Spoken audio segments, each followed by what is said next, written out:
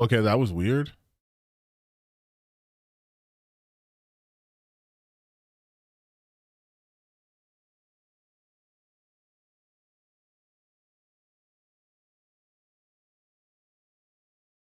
That was weird.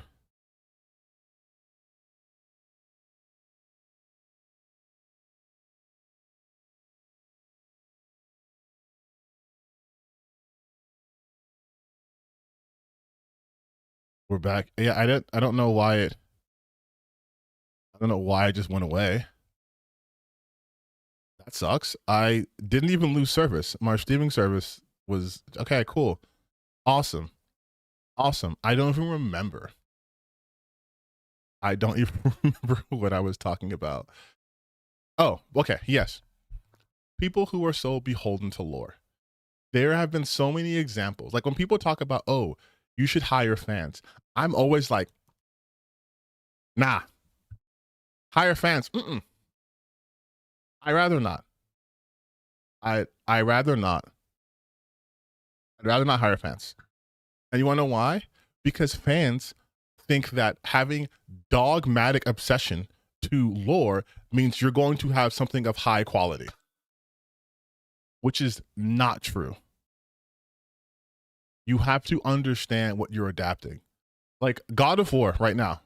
God of War announced that Ryan Hurst, who played Thor in God of War Ragnarok, is going to be the live action Kratos for the Norse saga for Amazon, right? And I saw people complaining that why are they starting with the Norse? They need to start with the Greek saga. And I'm just like, this is how I know you should never be in charge of anything. This is how I know. If you have ever played the original God of War series, I have.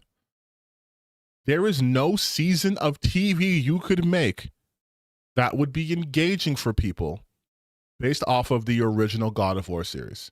It just doesn't exist. The original God of War trilogy could be distilled to flashbacks. You could literally do what they did in God of War 2018 and make hints to it. There are characters in TV shows that are brand new that have a past that you never saw that get referenced to, and you understand through those references how they are who they are, right? You could have one episode talking about how Kratos used to be and show him in a vignette killing the gods. That's fine. You cannot stretch that for a season. You cannot. A season of the God of War show for season 1, you can make it like 8 episodes. You could break it off by sections of the game, right? The first episode can end when Baldur knocks on the door and he punches Kratos through a fucking building. Boom. Episode 1 over. Episode 2, he gets to meet Mimir. Episode 3, he was to meet Freya and Mimir. Episode 3, he frees Mimir and then they go across the lake. Episode 4, they meet with the serpent. Episode like 5, like you know what I mean? Like you could break it off like that. The original Greek trilogy, there's nothing there to. Oh, Kratos' family was killed by him when he was under control of Ares, so it's gonna get revenge on Ares. How's that gonna shake out? Well, the first game was kind of just him in a fucking temple by himself, not interacting with other people besides to kill them. Let's make that a season of television, you guys. Like, do you see how that wouldn't work? The very first God of War game would not be good TV. And if you start with God of War 3, you would then have the same issue you have with the God of War series from the Norse saga, which is you're starting in the middle of a story. So that alleviates nothing. But these people are so dogmatically obsessed with lore. No, it has to be this. You have to start here. No, you start where it's interesting. You start where it's interesting. You start where you can tell an engaging or unique or fun story. That's where you start. That's where the idea starts. The Norse saga for God of War has way more avenues than the Greek saga does. My rant was so good that yes, the stream said, "Bro, it's too heavy. It's too heavy." And yes, I do think people care way too much about lore. And again, I said that as someone who loves lore, people care way too fucking much. They're like, "Oh man, oh you think you're a fan and you play Warhammer?" Well, you know, Warhammer is one of those tabletop games that tells you Warhammer 40K tells you basically, bro, we make up this shit as we go. We have conflicting lore within our own canon. It's whatever we want. Guess what? There's female custodians now. Why? Because it always has been. We just never talked about it. Okay. Because it's like, ultimately, what does that do for what you're trying to make? Why do you care so much about the fucking lore? Like Star Wars. If there's a series that's a perfect example of why you should not be beholden to the fucking lore, it's Star Wars. Oh my God. How many times are we going to have to deal with a fucking Skywalker in some way, shape, or form, right? Why can't we move away from that? What? It's a story that happened in a galaxy far, far away a long, long time ago. Other shit was happening, dude. Andor fucking popped off. Andor was a prequel to that same fucking story, but Andor popped off because it was like, we're actually going to focus on more of the political side of things for once. Like, actually focus on the political side of things in an interesting way and not just exposition dumps. And people love that shit. Besides Dave Filoni. But people love that shit. And it wasn't some lore heavy, impenetrable shit where you have to read 18 extended universe books that are no longer canon, but Disney's bar. No, you could just watch Andor and be like, I'm enjoying a piece of media for what it is through the lens of media, through the lens of it being a TV show. Because that's my interaction with it. And if I so choose so, I can then read the books. Reading a fucking book is not the same experience as watching a movie or TV show. It shouldn't be, because they are limited and both enhanced by the medium in which they exist in. A book uses your imagination. The writer puts words on the page that, depending on their type of writing style, can paint a specific picture or give you a certain feeling of a certain moment, right? And then it's up to that interpretation in your brain. That's the magic of books. That's why you get tranced with a different world. Visual mediums can show you their interpretations of that same material, but also want to add their lens to things, their biases, their little idiosyncrasies. That's what makes that interesting. The Jujutsu Kaisen anime and the Jujutsu Kaisen manga, while both good, are not the same thing because they shouldn't be. The manga doesn't have voice acting, animation, most of the time color. It doesn't have sound design, it has none of those things. But it has its own flow, it has its own pace, it has its own paneling, because that's the media that it exists in. All these fans want this shit to be one-to-one. Star Wars Acolyte, people were mad because, well, why would they have, what's it called, like Corbinite or some shit or whatever? Why would they have, because it's fucking cool. Like, if you've never played Dungeons and Dragons, this may not make sense to you, but like, I'm a DM with the rule of cool. Like, if it's cool, I'll find a way for it to be happening. I don't care if it's not like super lore, it's fucking cool. Like, yeah, can I use shape water to drown this person? It's like, well, technically no, but it's fucking wicked. Actually try for it. Give me a an Arcana check. And then if you pass this DC, I'll let you do it. Even though it's not how you're supposed to be able to use that spell. Because it's fucking cool. The rule of cool. It's more engaging that way. Like, God damn it. Oh, thank you for the donation. You should watch Wagner Knows Why Wolfenstein. He says that they prefer to play as a Nazi rather than as a... Wait, what? What? Remember when Critical Dream could get dunked on because Prey 22 is a bad film? Of course. Of course. Because again, that's another example, right? These people, I'm actually going to check out this video he's talking about, but there's these people who were like, oh, because in the original Prey movie, it was a guy who killed the what's it called, the Ujada, and now it's a girl, it's going to be bad. And it's like, you didn't even understand the story. You came with this preconceived notion it's going to be bad, and you were wrong. But again, they're so, Wagner Knows Why, they're so beholden to this lore, and I'm just like, why? Okay, I just clicked on this page. Wagner Knows Why. So this is just another grifter.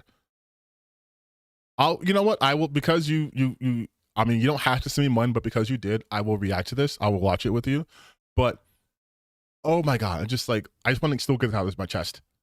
I don't understand why it's such a hard concept for people to realize that when you were engaged in a different medium, there are things you lose and things you gain. If you want a one-to-one, it's fucking stupid. Like, yeah, people who praise Marvel Rivals but expect the MCU to be a one-to-one to comics and norm. Exactly. We're like in this cycle where things don't get to be new and interesting. They have to be the same. And then you have people complaining about shit being the same. Who cares? Like, oh, but he can't wear the color blue because blue wasn't invented. Who fucking cares, dude? Like, it's like those people who talk about historical accuracy in a TV show where they're like, the demons are coming at the gates. Halfark, the fallen one, is summoning an army. And they're just like, wait a minute. They wouldn't have had steel ingots because the steel age didn't start until so-and-so. They would have most likely still been using bronze weapons. It's like, shut the fuck up. Like, who cares? Like, why do you care? But in the book, it said that 600 years ago, this happened. But this is taking place 601 years ago. It's like, who cares? Is the story interesting? Yes or no? Is it interesting? Yes or no? Like, that's it. Are you engaged in the story? Does it really fucking matter? Like, oh, but Tomb Raider, she doesn't have, who fucking cares, dude? They made her gay. So what? I hope that Lara Croft, I hope the first scene in the new Lara Croft TV show is she is scissoring like crazy, okay? And I hope she turns to the camera and says trans rights are human rights. I hope the first person she shoots is a blonde-haired, blue-eyed Republican Nazi, okay? Because none of that matters. None of that matters. Is she raiding tombs? Is she globetrotting? Is there some sort of supernatural element to it? Okay, then. All right, then. That's all we need. I don't care if she has a fucking sidekick who's queer or she has a trans best friend. I don't care. I don't. That doesn't break the fucking lore of the series. Like, it's so weird, and it's so weird to be like the lore of Tomb Raider. Like, what are we doing? Like, these things don't matter. They don't fucking matter. Oh, Assassin's Creed Shadow. They wouldn't have watermelons. You fist fight the fucking Pope. I don't care about watermelons. Oh, but you know, in ancient Egypt, they wouldn't.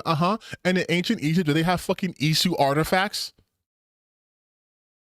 In ancient Greece, could you touch a fucking spear and be able to live for hundreds of years? No? Then shut up. Like, god damn.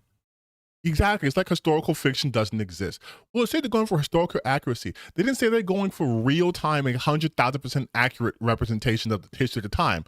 Because if they were, they wouldn't have had fucking talking trees back then. Like, shut up. Oh, Middle Earth can't have black people. Why can't it? Because the medieval times, in medieval times, when they had fucking hobbits and shires, yeah, that's what happened. King Arthur was a real story. That's right. Like, goddamn, dude. Just miss me with all that shit. It's always, lore's always used to bludgeon people into submission. It is never used as a framework, right? It's always like, no, it has to be this. It has to be like this. Oh, this person can't ever get married because when they were first introduced in 1913, they were a bachelor. Therefore, they must remain a bachelor forever. What? They've only told Sam Withworth, having different versions of the story in different media gives audience. Exactly. That's, and that at the end of the day, if you are making an adaptation of a popular thing, right? Like, I know she sucks. We know she sucks, right? But like Harry Potter was a book series, obviously, and it was obviously a TV series or movie series, and now it's becoming a TV series. There are things in the books that didn't make it to the movie, most likely for time, that they can expand upon in your TV series. That already gives you a different perspective, a different take on it. You have different actors. They're going to have different approaches. You have a different score. Hans Zimmerman's doing the score. You have different directors. You have different ways they're going to approach things. They're going to give you something to look forward to, right? So even if you read the books, they're probably going to add shit that wasn't in the books because maybe Turf Rowling wasn't able to find a way to fit it in the books, but she can fit it in a TV show because there's better writers on that thing, right? Like there are different things that are going to appeal to different people. They're giving you something. They're giving, and they're Broadway play, but they're giving you something different to look forward to. Otherwise, what's there to look forward to? Like what's there to look forward to? If you know what's going to, perfect example, me and my girlfriend, I got her into Bleach a while ago, and she fucking loves Bleach now, right? So we're caught up. I've been caught up on Bleach for decades because it's old, like it's done. But the 1,000-Year Blood War arc is showing me shit that was not in the manga that the creator originally wanted to put in there. So if I was just like watching it, expecting everything to be exactly the same, I would personally have nothing to look forward to. But now I'm getting shocked at scenes where I was like, wait, what the fuck? That's not what happened in the series. Oh my God, this is way better. This is more engaging. Holy shit. Me as a manga reader, I'm getting a different experience watching the anime of the same material. Because the anime is giving me something to look forward to now. Now I have to watch it almost like a new viewer because I don't know what they're going to add, so I don't know what to expect. I don't know how they're going to interpret certain fights or certain scenes. I don't know if they're going to expand on certain scenes. Are they going to give the wish fulfillment that fans had of the original series where they're like, I wish they would have had more interactions. I wish they would have had the longer fight. I wish this would have been built up more. Like now he gets to do that. But if they were beholden to the dogma, then they'd be like, well, shit, in the manga, it's just they turn the page and the fight's over. But guess we have to animate this fight 1-to-1. So guess what? One frame is going to be up, next frame is going to be dead. No in between, nothing to give the audience something visual. Nah, fuck it, just 1-to-1s.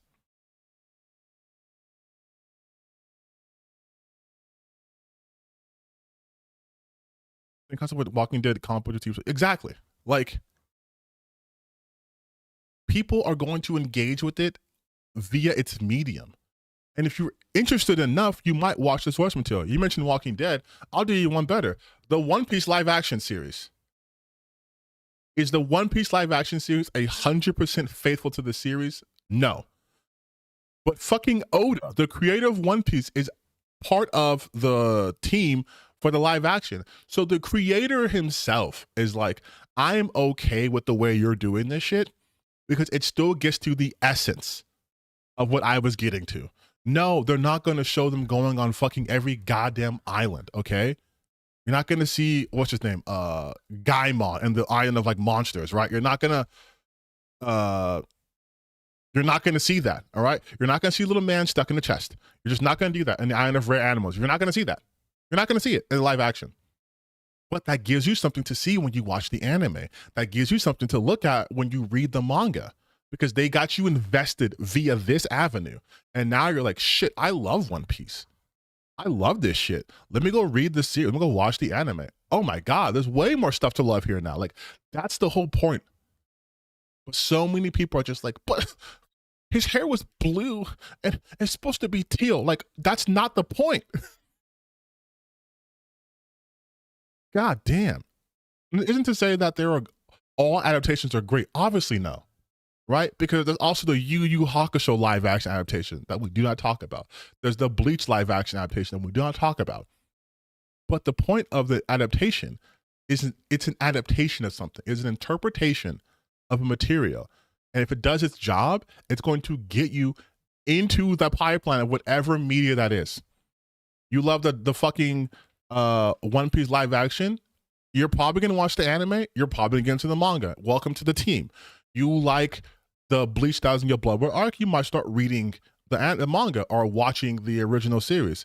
You love the Berserk, the only animated version of Berserk.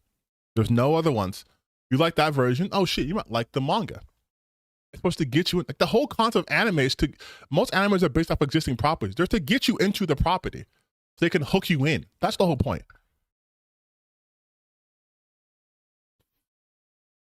Like, goddamn. I watched the new Percy Jackson series, but never read the books. Here's the thing, though, too. Percy Jackson, I never read. I saw the first movie, didn't like it. But I've heard good things about this series. Percy Jackson's kind of moved. I moved off from them. Not the age of Percy Jackson. Not to say I don't enjoy the things that are geared towards like the younger audiences, obviously. But Percy Jackson doesn't appeal to me. But it's going to appeal to so many other people. Like I can talk about anime and manga. That's why my heart's at.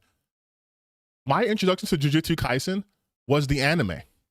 I didn't want the Jujutsu Kaisen. I didn't read the Jujutsu Kaisen manga. I didn't know it was even a manga. I thought it was an original anime. And I was watching with a friend, and then she was like, "Oh, well, the series is done now, so we have nothing to do." And I was like, "Well, fuck, I want to know what happens next." And then I found out what chapter the last episode of season 1 adapted, and I started reading the series. I wouldn't have read the series if it was not for the anime. That's how this shit works. If you want a one-to-one, you're asking for failure. If you want a one-to-one, you're asking for failure. That's what you are. You have to find ways to engage with people in the medium that you're using. That's how all this always works. But to be like, no, the lore says this. Fuck the lore. I'm trying to get you interested.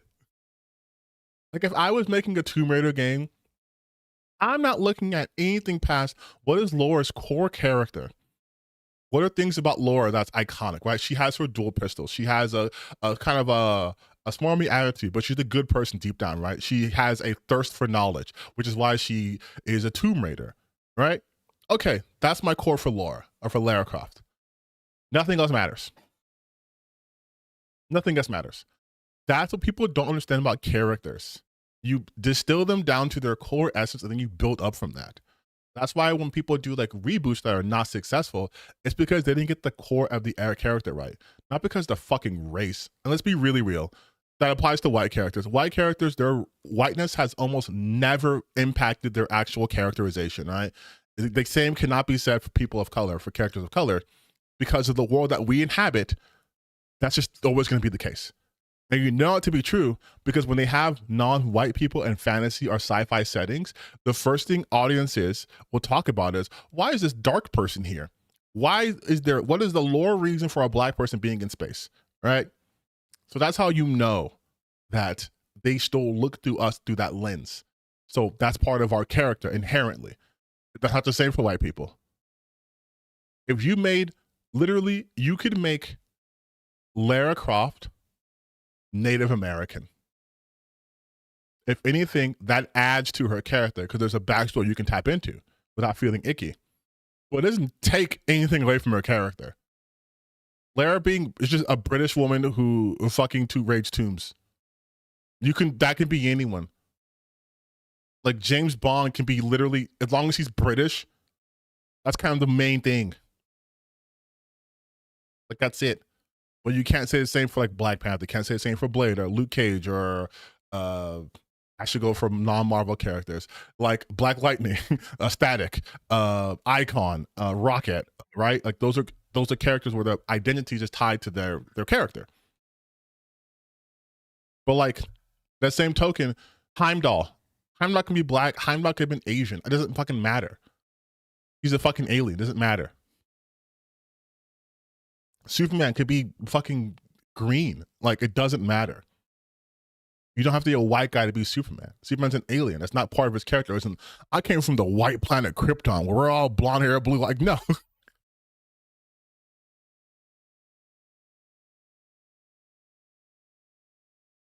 Like, it's just like, look at, oh, you mentioned Frankenstein. Yes. Look at, did you guys watch the Frankenstein movie, by the way? If you haven't, please watch it. It's a beautiful film. But guess what? That Frankenstein is not Mary Shelley. It's based off Mary Shelley's, but it's not Mary Shelley's Frankenstein. It's not. It is not Mary Shelley's Frankenstein. It's based off elements of it, but it's not the story. But guess what? Still a phenomenal film. There are scenes in that movie that aren't in the book. There are scenes that should be in there that aren't in there because they're in the book, right? But it's his interpretation of it.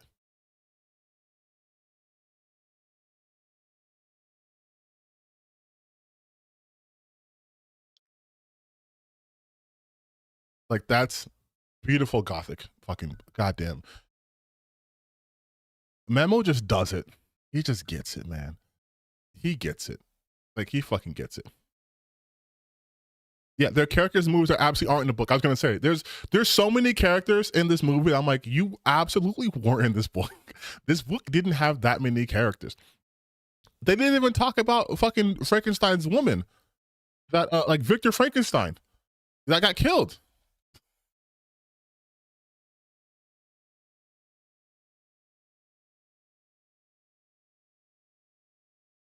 Like he had a whole ass wife in the original book. I forget her name. I think it was something with an E, like Eliza, Elizabeth, whatever. But like he had a whole ass wife in the book, and then Frankenstein's monster kills her. That does not happen in the movie. they replaced that with his brother's wife being killed, but it was supposed to be Frankenstein's wife being killed on the wedding day. But again, beautiful film, right? Not a one-to-one at all.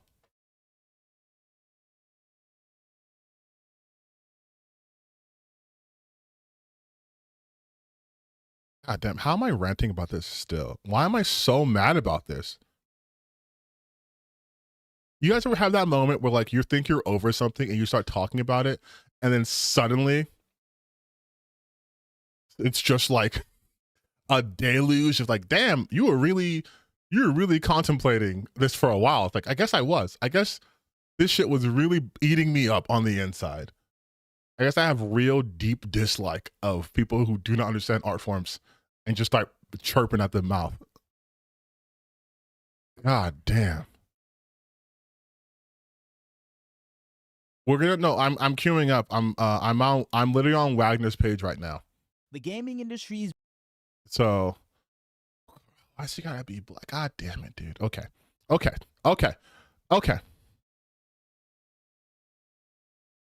His videos are kind of short though, so you might be able to knock out a couple actually. I just listen. Y'all know me, okay?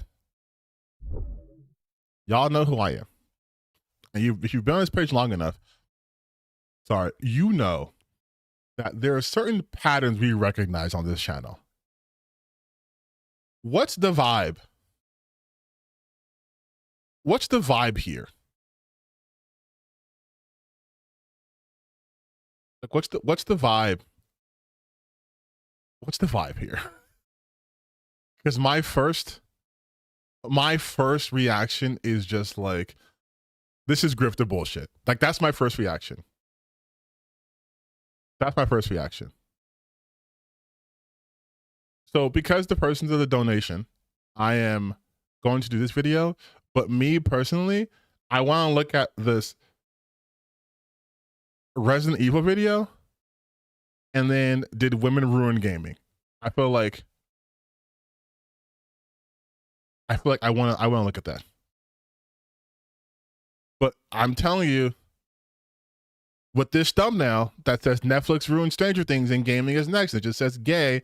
I feel like we're not going to agree on many things, but I'm always welcoming me being wrong. I'm always open to being wrong about this shit. Let's do the Nazi first. Well, it seems like gamers. All right, let's do this. This is the first time I ever watched this person's content. Literally got this donated, got this idea via donation. So I have no I do have preconceived notions, but I have no reference for this guy. So let's just see. Are tired of killing Germans because the response to the announcement that Wolfenstein 3 is about to be released was rather tepid in comparison to this large franchise for Machine Games that has many successful predecessors. Okay, I'm sorry. I'm so sorry.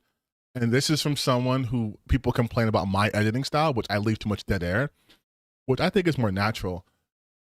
Can I have a second to breathe?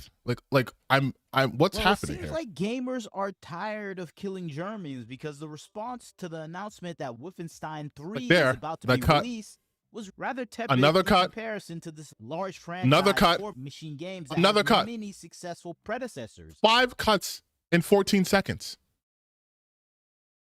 I don't like. I maybe I'm being pedantic, but buddy, I can't. 5 cuts in 14 seconds. You can flub a line, dude. I do that all the time. It's fine. I think people actually enjoy that. It makes you look more real and human. If every other word is a cut, buddy, I think this goes back to what we've been seeing in the gaming industry these past few years when it comes to content that is coming out in the modern day times. I'm gonna ignore it. Modern audience. I think this is what we saw glimpses of with the previous iterations of this game, where we saw some elements of the game that were rather inclusive, actually well made and produced, and a lot of gamers really like some of these elements. And we always saw this at the core of Wolfenstein, where you're fighting the German Empire, which is one of the most evil empires in history, according to a lot of historians. So we don't have to add the according part, but yeah, like I think because I was aware of this like controversy of potentially Wolfenstein 3. I think actually a lot of people were excited for this. A lot of people do want them to make this game immediately right now for obvious reasons. The people who don't want this game to be made, there's a reason why they don't want this game to be made. We've been seeing this all across the media, fighting this great evil empire in almost every single fiction about World War II. And I think this is the element that may be tiring the gamer base, because what we've been seeing with the responses online have been diametrically opposed to what we usually see with the releases of Wolfenstein games. We usually see the excitement around it, but nowadays we don't see that excitement. We kind of see the bland response of people going, oh, another franchise that is probably going to do a lot more harm than good. And I think that is the thing that we're seeing right now, where people are looking at the Wolfenstein franchise. Okay, buddy, but you got to start showing me. And they're looking at the current state of the global political order, and they're thinking, there's only one of two things this is going to be representative of in the modern day. The evil Germans are just going to represent any political faction that is against the current progressive liberal ideologies that are in control of the gaming industry. And that just means, listen, I'm not going to make fun of the way some pronounces stuff, because I fuck up pronunciations all the time. Unless they're super annoying, then I'll make fun of them. Anyone that doesn't agree with the progressive ideals that have captured the gaming industry. So you're going to be framed as a little German soldier in the 1940s that needs to be put down by these progressives. And you kind of saw this in the earlier versions of Wolfenstein. Okay, I'm sorry. I'm trying to give people benefit of doubt, especially if I've never seen their content. But he's doing that thing I hate people do, when they go like, well, people are going to say, and then they just tell you their own opinions, but trying to mask it by saying, well, people are saying this. Like, at least show while you're talking about what people are saying. But this is like someone who hasn't played Wolfenstein. Like, there's only one way they can go with it. Modern time. Buddy, have you played Wolfenstein? It's always going to be fuck Nazis forever. Machine Games only does one genre, and they do it very well, and they're the only people who do this, and the genre is explicitly killing Nazis. Okay? Machine Games, their games. Okay, let's look at, we're at their website. This is their games. This is killing Nazis. This is also beating up Nazis. This is killing Nazis. This is killing Nazis. This is killing Nazis. This is killing Nazis. Games they've collaborated on. Okay, cool. Wolfenstein Cyberpilot, killing Nazis. Doom, kind of killing, I mean, not Nazis, but demonic creatures who are, lacking humanity. Basically Nazis. But this is their career. They made an entire studio of killing Nazis. And people are like, hey, you guys kill Nazis so good. Please keep doing this. Please keep. There's a reason why they took on Indiana Jones. Why? Because he could punch and kill Nazis. I'm confident they are contractually obligated. Like, I'm sure their fucking message is where's their I'm sure their message is just like, we have to kill Nazis. If you want us to work on the game, they need to add we are a group of seasoned, passionate, and talented developers recognized for our unique creative vision, parentheses, to kill Nazis, and ability to fuse intense first-person gameplay with immersive narratives, parentheses, that involve killing Nazis, all within beautifully detailed worlds, parentheses, worlds which are littered with the bodies of the Nazis we've killed. They've killed studio values. We're always aiming at Nazis. to create the best work, dead Nazis, environment possible where all the employees can thrive and prosper, parentheses, not the Nazis. Like, like they, like I joke, but I'm not joking. All of their games that you saw here, Nazis, Nazis, Nazis, Nazis, and killing them in multitudes of ways. I'm not going to front y'all. My first time playing Wolfenstein was 2020. No, sorry, not 2020. Was 2025. 2024. When Trump got elected, okay? I started playing Wolfenstein. And I was like, damn, I've been sleeping on this game. BJ Blazkowicz, the man that you are. Like, my dark woke king, BJ Blazkowicz. Stein, where we got the what the section's called political overtones and Wolfenstein. Yeah, let's really break down the political overtones in the Wolfenstein series. Let's see what themes are being explored here. That's why this section's like 2 minutes. BJ Blazkowicz. Okay, just to give you a reference, in this scene right here, this is Wolfenstein 2. BJ Blazkowicz was in a fucking coma, okay? He was in a coma for way longer than a human being should be in a coma without losing any muscle mass. Do you know what brought him out of a coma? It wasn't the love and attention and the care of the nurse and the people around him. It wasn't that. Nazis break into this facility. Well, not break into because they control everything. Nazis enter the facility, and because they are housing the undesirables, which is what happened in real time, like Nazis did in fact euthanize and execute people they consider undesirables, people with mental illnesses or different racial backgrounds or sexualities, right? They killed him. They killed him, right? They killed all of them.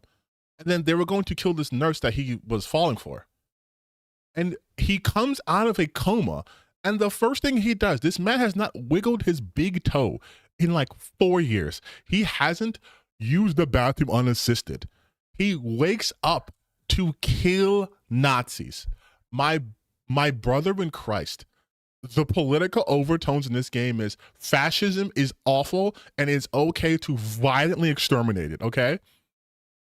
BJ Blazkowicz was killing people in a fucking wheelchair. Like, he hadn't used his muscles. They atrophied, even though he was so jacked. Like, this man got his fucking body decapitated, put his head on a new body just to keep killing Nazis. The lengths that he goes to kill Nazis is honestly admirable. It's admirable. My dark woke king. elements of the modern day kind of seeping into this game, and I think I was okay with it from the initial playthroughs. I love the first Wolfenstein. Wolfenstein 2 was okay. It wasn't the best game ever, but it served its purpose. It had good gameplay. I think the story was well enough produced. But I think what we see from a lot of gamers' responses for this situation, they're looking at what's going to be directed at them from What's going to be directed at them? This scene right here was already making fun of those weirdo Nazis in the present age from Wolfenstein 2. Like, what are we talking the about? developers of these games, because it's being produced by people that hate the political faction that are against them, that literally call everyone that is against them part of a German evil empire. And I think that is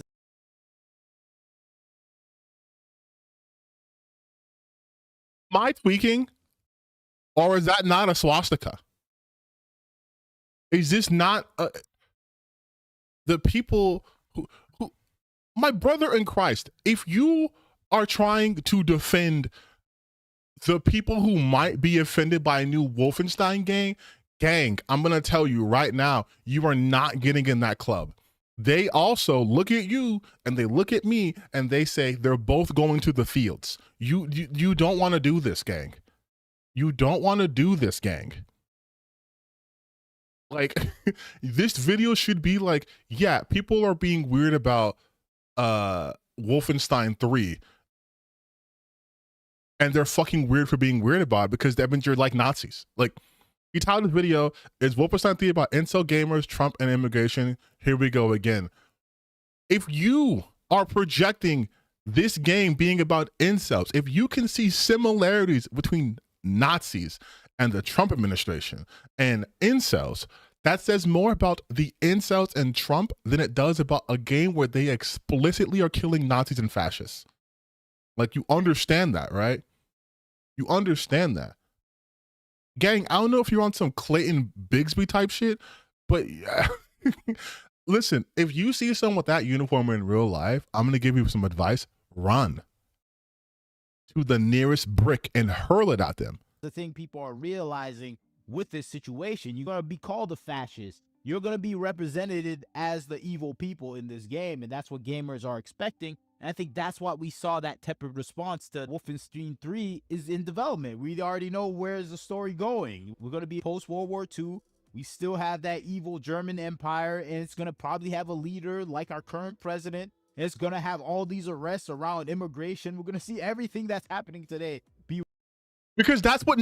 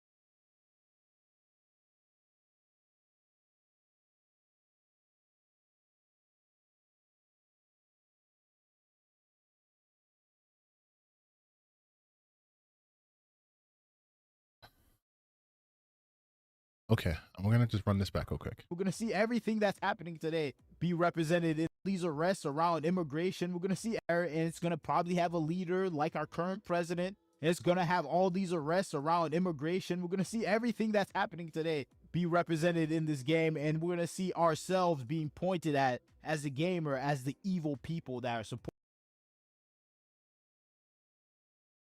Hey. Hi. We're gonna call this History Corner. This is History Corner. It's TTBN Talks History.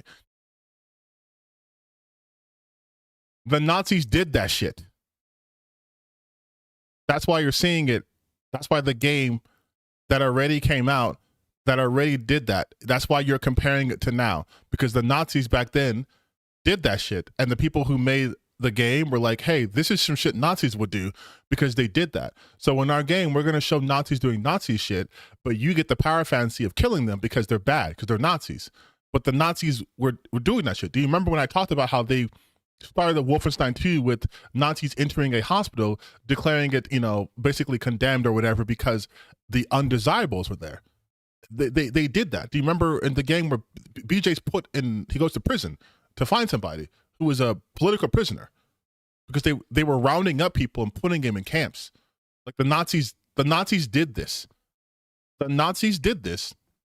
And so if it's happening in our current time, right, it's because that is what Nazis did. That means our current administration is adopting Nazi strategies. Like that's what's happening. It's not the game being like, if your interpretation is the game's going to look at the real world as happening in this country and adapt that, and it's the same as what Nazis did in the real world, then shouldn't the conclusion be what we are experiencing right now is similar to what the Nazis did in Germany? Is that not like, what? And also to say that this is representing of the gamers, I'm not a Nazi. I'm not sympathizing with Nazis. I'm not putting myself in the shoes of Mecha Hitler. Like, no, I would not be sympathizing with the Nazis. I'd be sympathizing with BJ and the inevitable resistance that he'll be a part of, because that's what the game wants you to do. You shouldn't be taking the Nazis in the game to represent fucking gamers. What are you talking about? History Corner done. But how did we get here?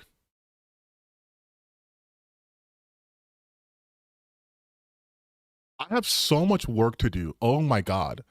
Oh my God. Every time I think I'm making progress, you motherfuckers send me people like this, and I realize I've been screaming into a void. Supporting this regime. And I think that's the thing gamers are feeling instantly. We already know the playbook of most developers in this modern age. They put the gamers as the enemy. And I think that's what gamers. They put the gamers as the enemy. And this is just one person. This is what they do. They make the gamers enemies. This isn't oversimplification. The sentiment being expressed is that whites must acknowledge their privileged position and then actually work for equality. I'm not accusing you, myself, all whites of being Jim Crow racist. I also don't think anyone hearing it should really take it that way. Whites in America have always had an advantage in our social, economic justice systems because we're white. This is true. Like this is true. Pikachu wrote this shit, I think like 3 years ago at this point. Honestly, I hate gamers TM. Fair. You know how many videos I've made calling gamers fucking stupid? Because gamers were dumb. You know how many videos I've made of that? Fucking Steve Bannon knew how dumb gamers were and how easy they were to rile up, and he funneled them to the alt-right. Like, but again, if we were to take this at face value, he's saying they hate you guys. He has one person. And guess what her job was? Guess what her job was? You ready? Community manager. Prior to the people talking about Sweet Baby all the time, you did not know who the community manager was for any game because you didn't care.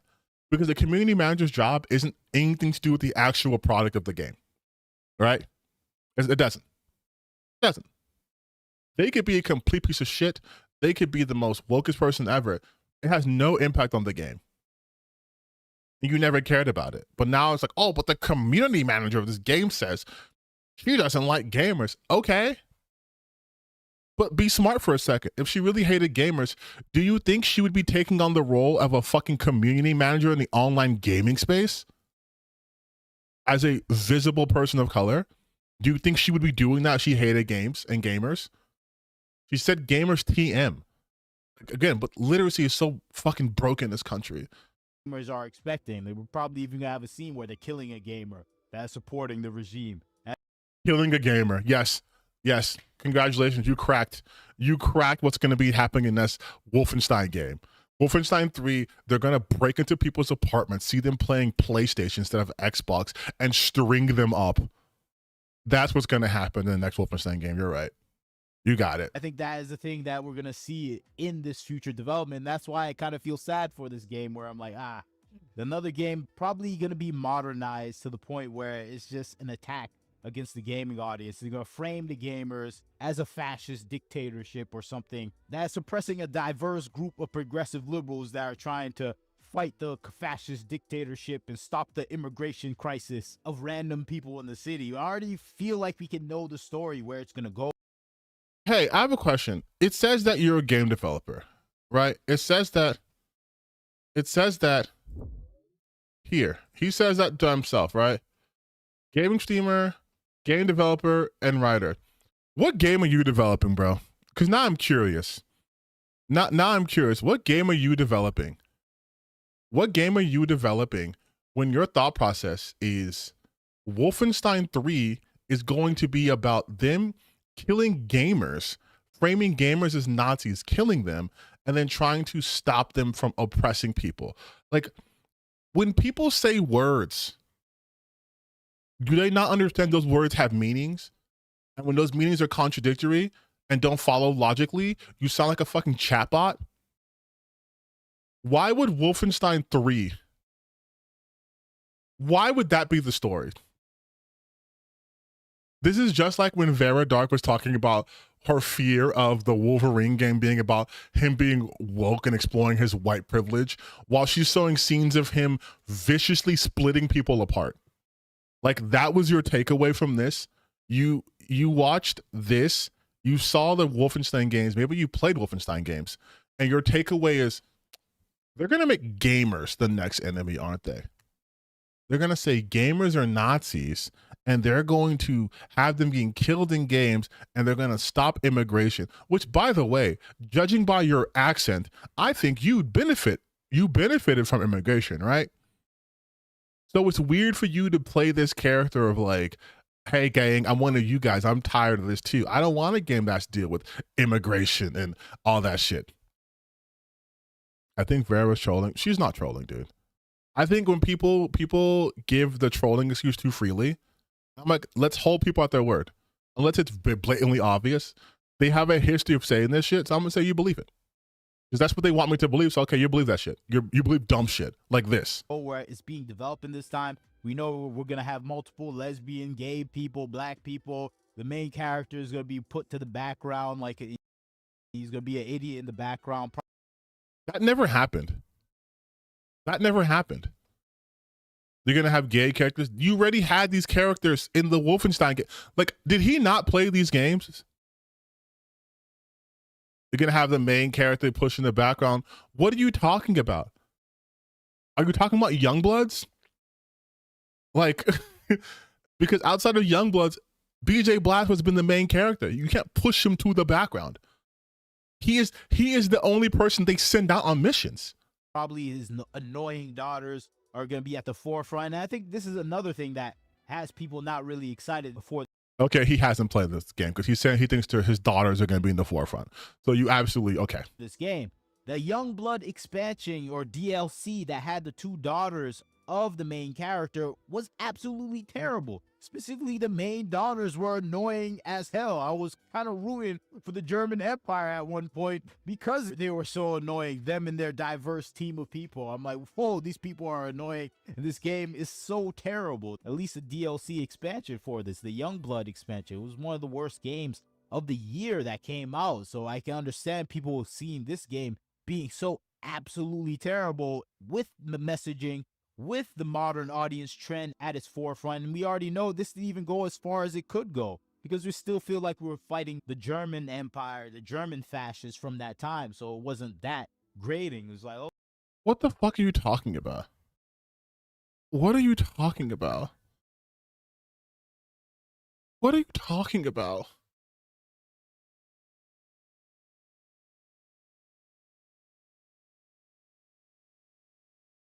Like, I thought I was a yapper. I thought I was a yapper. I thought I was King Yapper.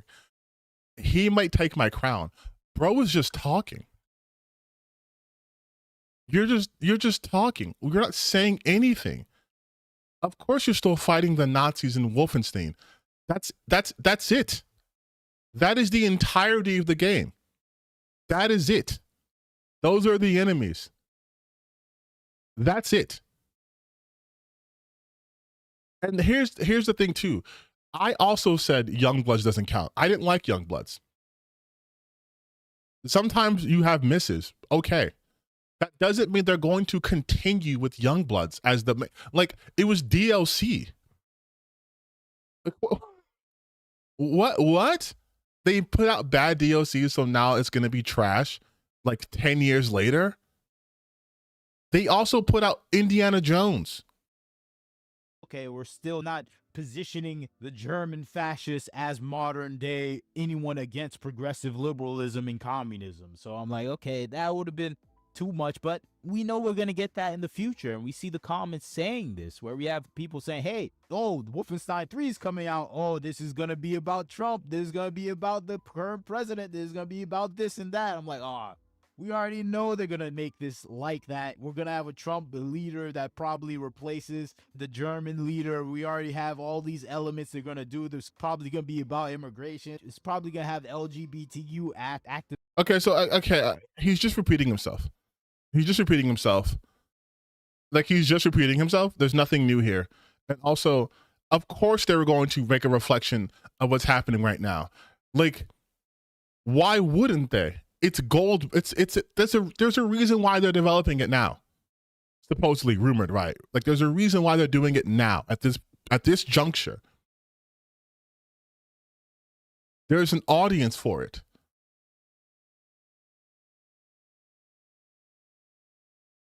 My mistake. Yeah, Youngbloods, you're right. It wasn't DLC. It was its own game. I play Youngbloods. I just didn't like it. But yes, there is an audience for it.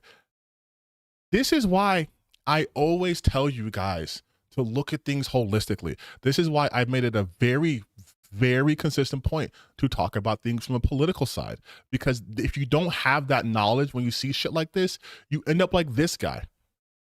Do you know how unpopular Trump is and his administration is? Do you know how overwhelmingly unpopular they are?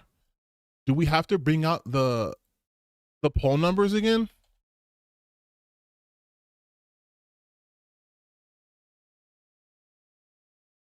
He's focused on the wrong priorities. A striking number of voters are calling Trump's presidency a failure. Like,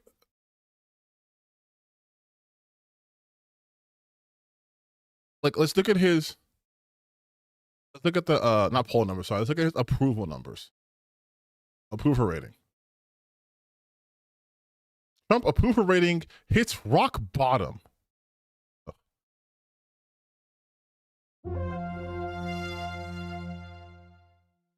Thank you for subscribing. Welcome to the political hour of this channel, which is every hour on the hour. But yes, his approval rating is rock bottom as of literally today. Trump has firmly cemented his legacy as a peace president, have ended 8 wars, and he didn't end any fucking wars. Well, let's see his approval rating. Okay. His approval ratings have dipped to the lowest point since his re-election, according to polls. His net approval rating, the percentage of those who approve, is 38%. Minus those who disapprove, 56%. Stands at minus 18, the lowest point of his second term thus far. Some 6% of those surveyed in the poll said they were not sure. The margin for error is within 3 percentage points, right? So overwhelmingly unpopular. Minus 19 points. 59% disapproval rating when it comes to his handling of the job. 54% disapprove. 54% responded disapproving of Trump's job performance. He is wildly unpopular, as is fucking ICE. Well, let's see about hers.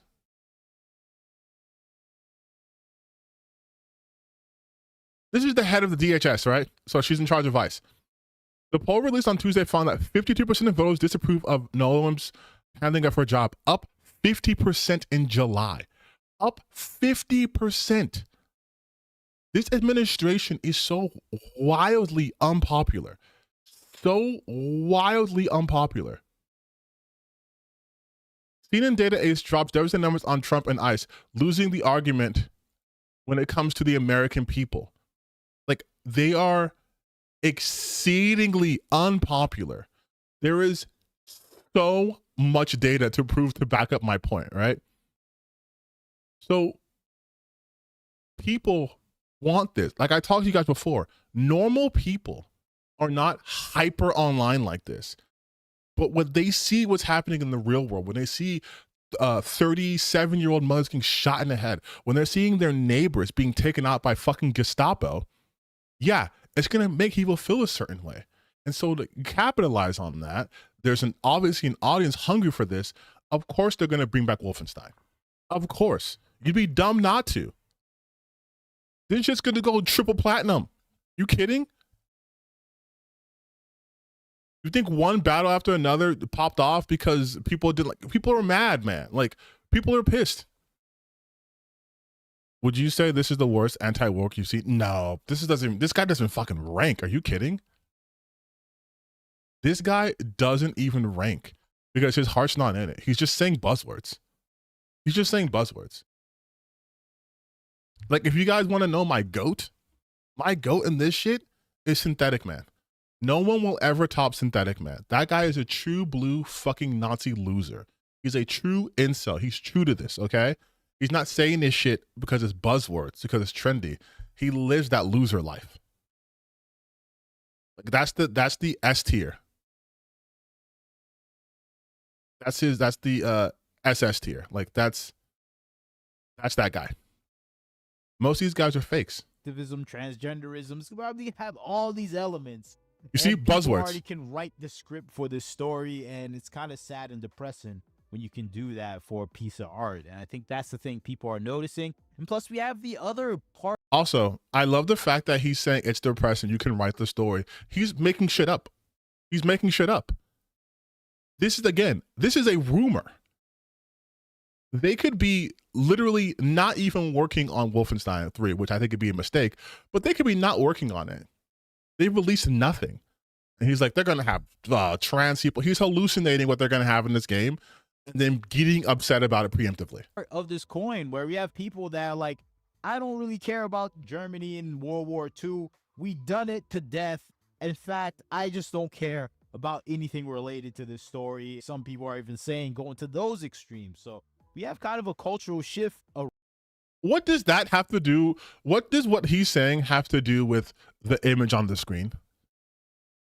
I hate that shit. You guys know I hate when people have unrelated B-roll footage.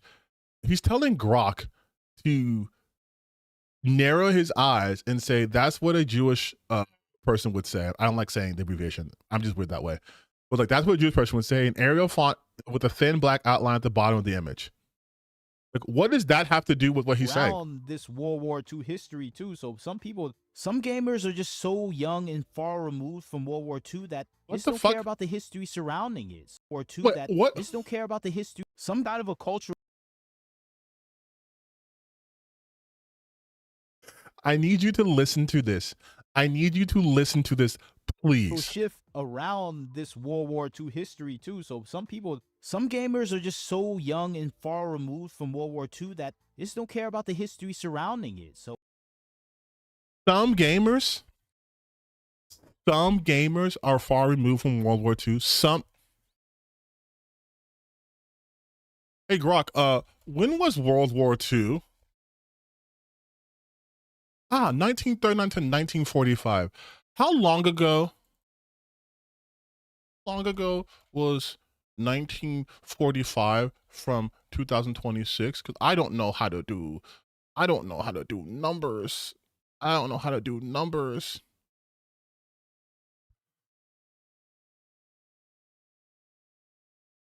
Yeah, gang.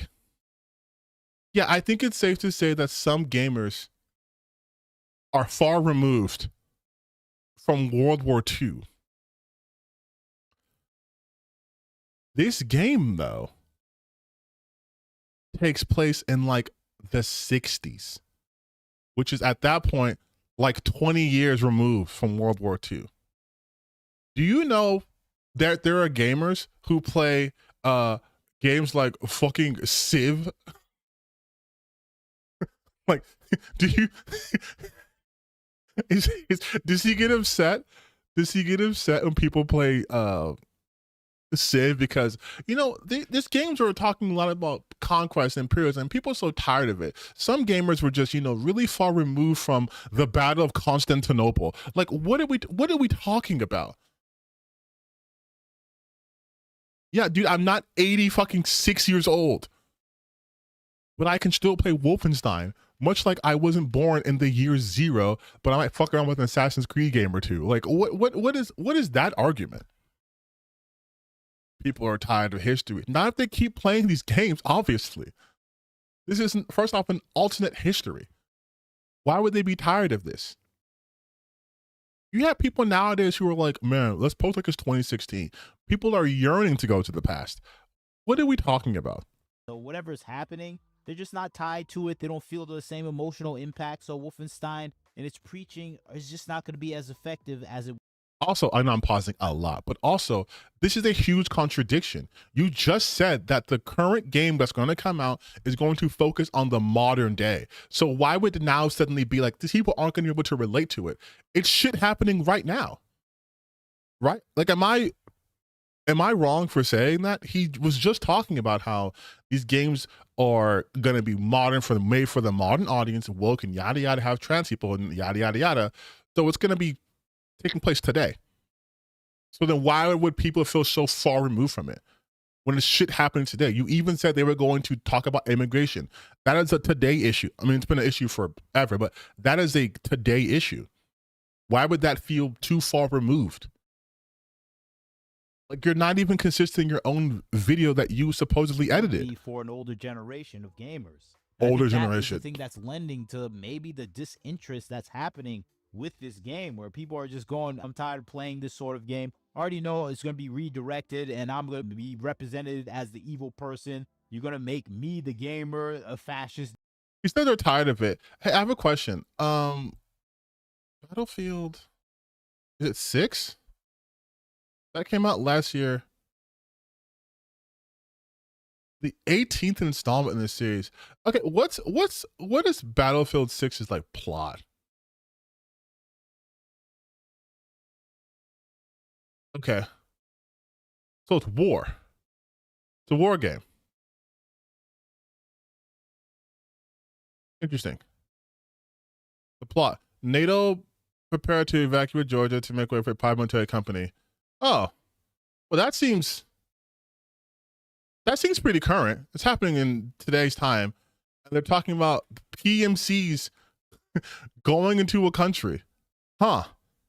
I'm sure that has no real world aftermath or real world equivalency. And then if we talk about, what was the most recent game? Like Black Ops 7? Black Ops 7 about? Because I truly don't know the plots of these games. Gameplay, plot.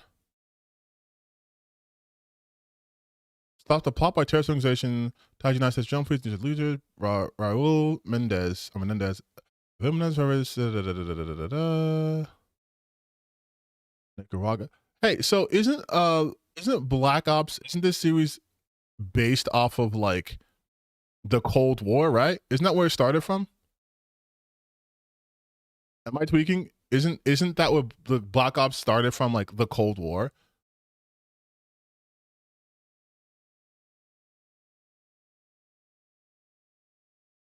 The series originally focused on World War II, but Infinity War called it Yeah, I know that.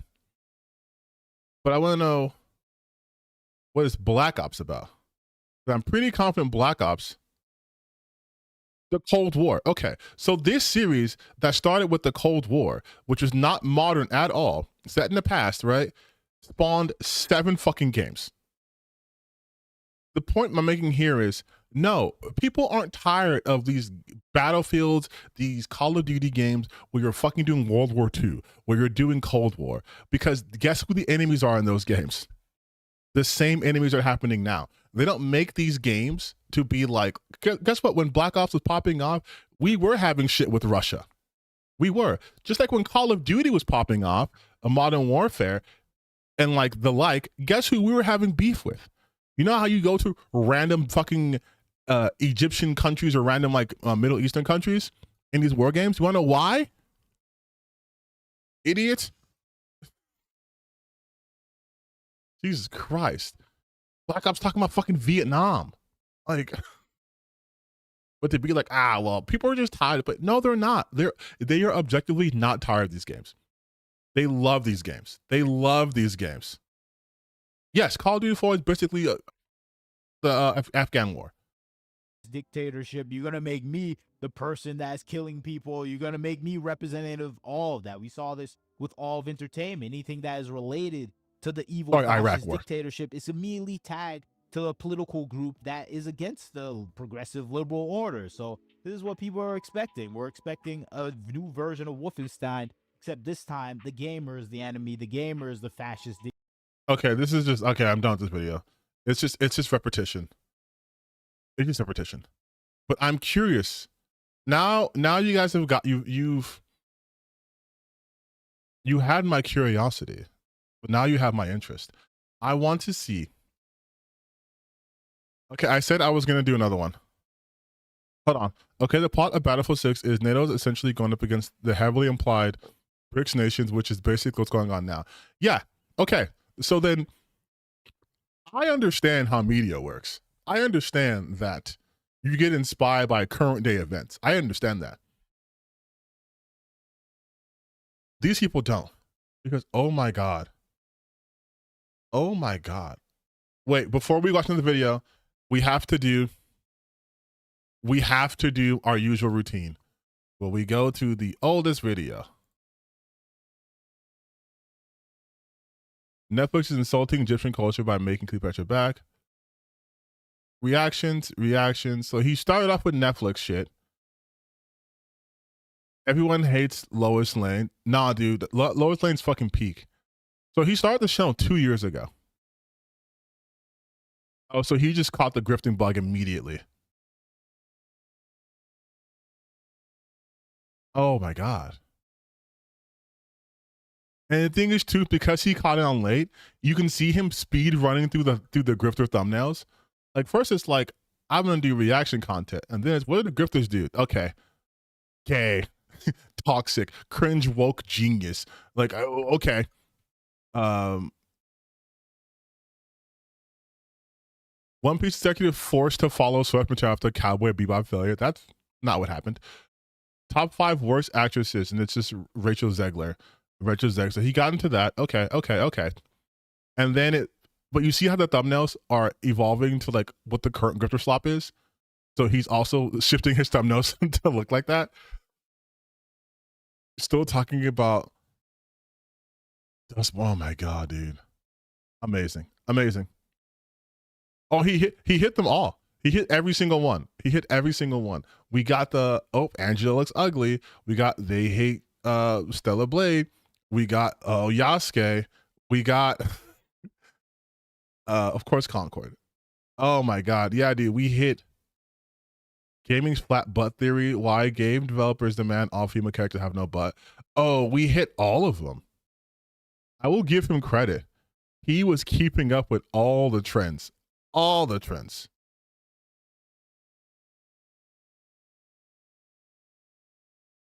I didn't even read the comments on one video. Whatever, it's fine.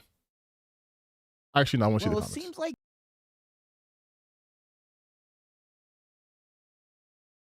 how many times have we heard the same words thrown at gamers? Incel this, Nazis that's getting old. My brother in Christ, he's the one who's throwing it at you.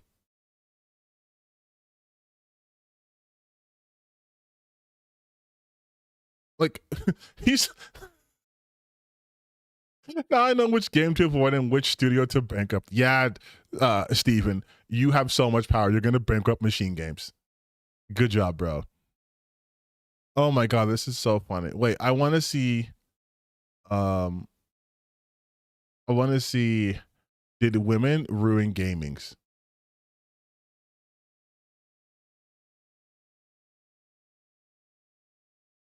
Or has he wait, you want is it women ruin gaming? Or, oh my wait, Arnita Sarkeesian? No fucking way. we all saw it happen. No fucking way. We're still doing Arnita Sarkeesian in 2026? In the gaming industry, but none dared call it a conspiracy. Even me myself thought, hey, this is just the natural progression of things. We should see a couple lesbian characters here, non-binary characters here, transgender characters over here. But when seeing gay characters as the main focus for a lot of these AAA titles for this past decade, a transition from having a predominantly male-focused intention with video games, it becomes more obvious than ever. What the fuck does that mean? A male-focused attention? Who do you think the gay men are? What just off rip? Horrible premise. A transition from also to be like, we were okay with them existing in the periphery, but now that their games are making them more and more prominent, me don't like it. Predominantly male-focused intention with video games, it becomes more obvious than ever that hey, this might be a conspiracy. Yeah, you know one thing men have always historically hated? Women making out. That's one thing men have always hated. Seeing two girls tongue wrestle. Men have always hated that. There's in fact no genre of a certain adult materials that focus on that. They all hate it. All straight men hate women making out. See, and now we're getting facts that prove that statement to be true, that the conspiracy of game developers trying to push an agenda towards the gamer and player base by imposing these relationship standards that have kind of taken over a lot of video.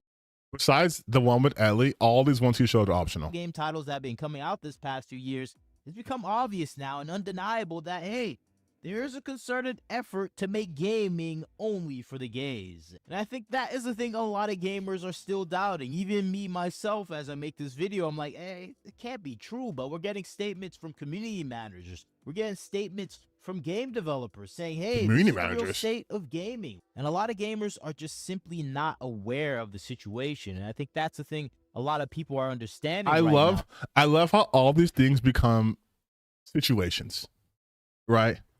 Gamers aren't aware of the homosexual situation. This sounds like one of those old videos like in 1950s. You know what I'm talking about?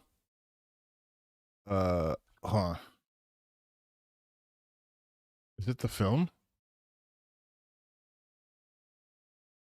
Yes, it sounds like this. That looks innocent enough, doesn't it? Lots of young people hitchhike. Seems like a good way to get from one place to another. But sometimes there are dangers involved that never meet the eye. Let's take the case of Jimmy Barnes. Jimmy played baseball all afternoon, and he didn't feel like walking home, so he decided to thumb a ride.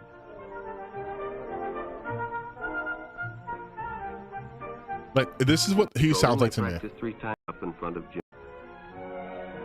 Always drove by the park on his way home. Like the homosexual situation. Oh, this is the part. This is the part that I saw on Steam. Clip yesterday. A newspaper headline. Public restrooms can often be a hangout for the homosexual. Bobby and his friends hadn't noticed the man who had been in the restroom when they changed, and as it was late, he suggested they take the shortcut under the pier, but the others preferred to take the more traveled way home.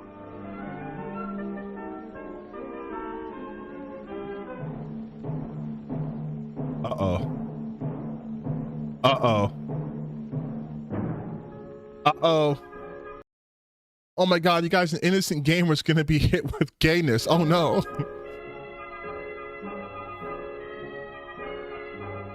When Bobby recognized the stranger as the man in the restroom, the shortcut No gamer under the pier didn't seem like a good idea at all.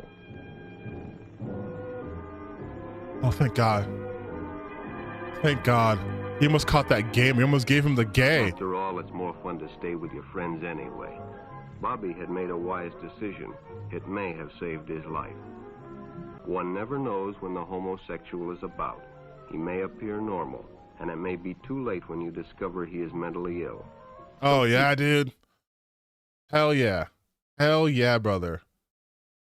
They're just thinking, hey, oh, this is just the 4th Samurai video game coming out within the past 3 years, and all the main characters happen to be in lesbian relationships. And I think that is the thing that is breaking the mold for a lot of gamers, where now they're questioning what's happening in the gaming industry, and we're getting answers from people within the industry that are. What happened with the gaming industry, you guys, is they went under the bridge.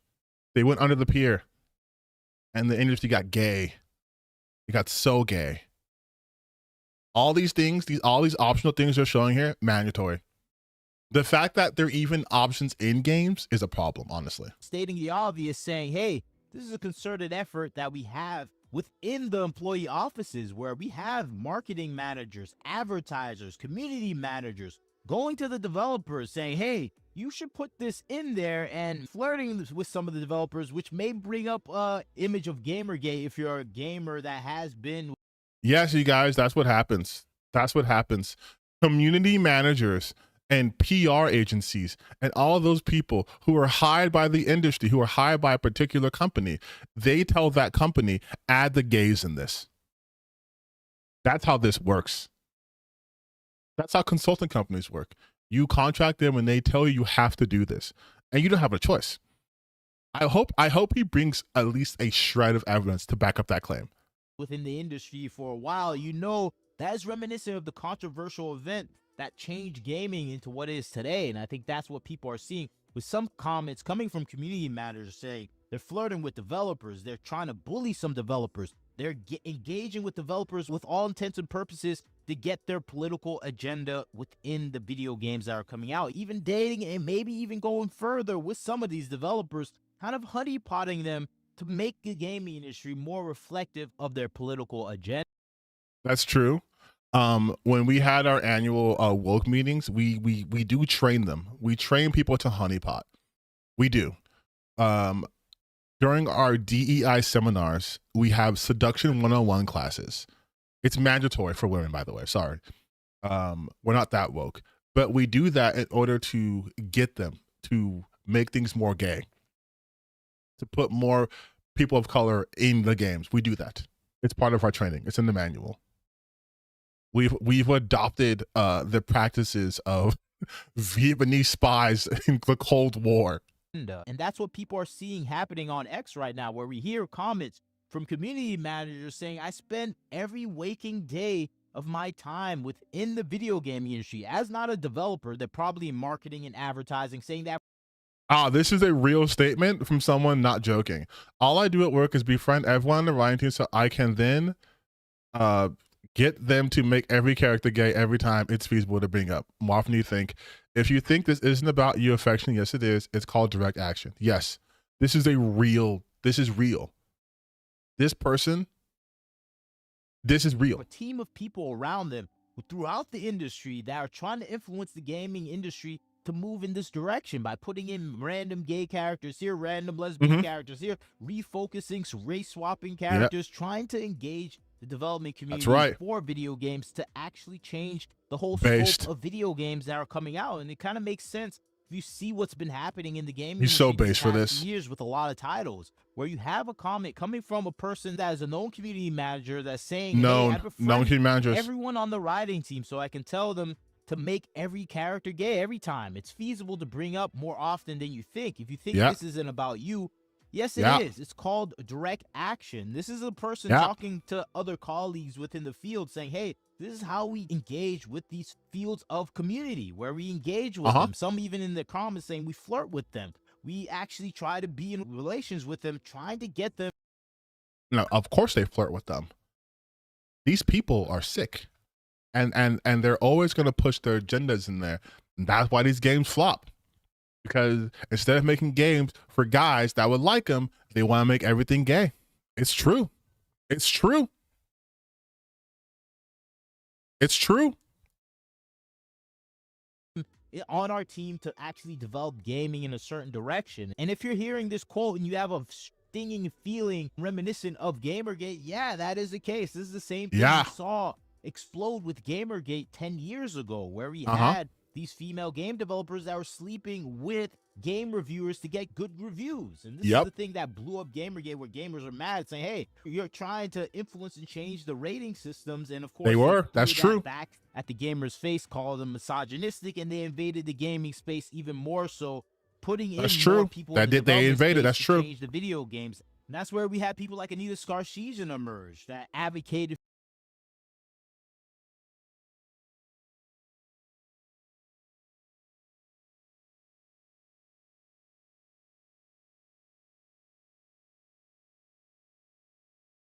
God, I couldn't keep that bit up anymore. Oh my God. I'm sorry. Whom? I muted on accident. Whomst? And they invaded the gaming space even more so, putting in more people in the development space to change the video games. And that's where we had people like Anita Skarsheesian. Anita's Skarsheesian.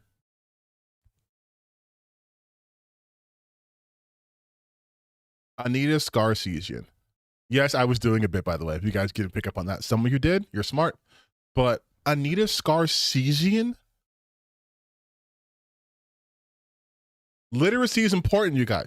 That advocated for the overall change of the gaming industry to be reflective of their personal values. They joined CD Projekt Red. They joined gaming communities like Naughty Dog, advising on The Last of Us 2, the much maligned Last of Us 2, which is one of the most disrespected games, changed the direction of Naughty Dog and a lot of Sony properties, where they started producing terrible content that was just simply unrealistic and unengaging to the... Unrealistic, unengaged. Okay, first and foremost, I'm not being classist, by the way. If you caught my other part of this video, I was defending his pronunciation of Wolfenstein. But Anita Skarsheesian that you did an attempt. But I was doing a bit, so just to come up with, to make my actual analysis here. This is bullshit. It's nothing here is true. Nothing here makes sense. He's talking about Naughty Dog as if they haven't become wildly successful. He's acting, he's like, oh, well, now they made things unrealistic. Yeah, now Naughty Dog's unrealistic because of the Last of Us series and not the Uncharted series. You're right. You're right. You're right. Oh yeah, it's unrealistic for them to get beaten up by this woman, but it's totally realistic for Nathan Drake to do literally anything he does and survive. That's what I was talking about earlier when I say these people hold these dogmas that are not consistent. Like, oh, you know, it's not okay for Nathan Drake to get his ass kicked by a woman because that could never happen in real life ever. But yeah, he could take out a small army. like, like I ignored most of this parts, but like the whole thing with Anita, it's been done to death. You even mentioned that this was 2014. That was 12 years ago. Gamergate was 12 years ago. And while we are still dealing with its unfortunate aftermath, to still be focused on Anita Sarkeesian is insane. It's insane. Like Anita Sarkeesian emerged that advocated for the overall change of the gaming industry to be reflective of their personal values. And here's the thing. What they do is they use this broad language, like for personal values.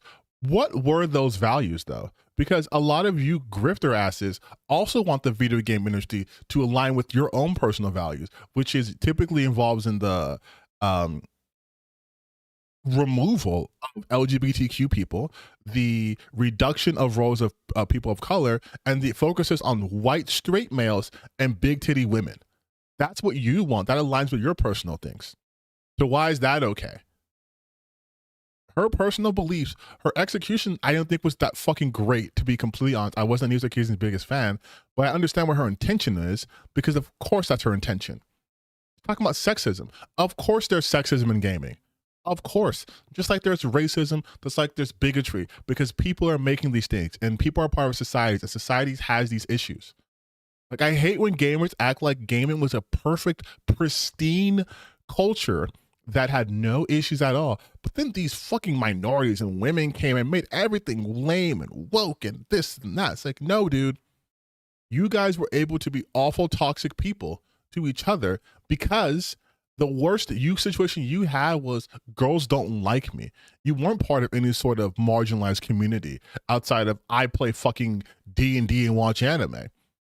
So when those things weren't considered a negative, you also engaged in the very same things that made you ostracized to begin with. And you did that to other people who you could do it to feel better about yourselves.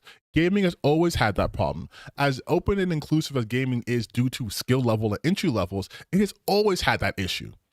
It has always had that issue. And gamers, more than I would say fucking like movie fans, like Star Wars fans, have the most fragile sense of self-identity. It is so fragile that someone making a valid criticism, whether you like them or not, causes you to fucking obsess over them 14 years after the fact. Anita Sarkeesian isn't even in the public eye. And they get mad that they have jobs still. Because guess what? If they were really that bad and really that toxic, no one would involve themselves with them, right? Your perception of these people is not reality. It's not. Anita Sarkeesian's whole thing could be summarized as such. She, a self-proclaimed gamer, which you cannot doubt someone's ability to play games or the interesting games, was noticing a trend of overt sexism in gaming. 100% true. Now, her approach to that, not the best approach. Me personally, I didn't like her approach. I still like her approach. I think it was still too short-sighted.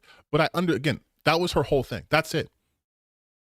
You want to make it even more basic, because I guess reading literacy is bad, too many big words. Anita Sarkeesian said that there's sexism in gaming. And people lost their shit. And then people were like, hey, you know what? Anita's actually correct. There is lots of sexism in gaming. And then gamers continued losing their shit.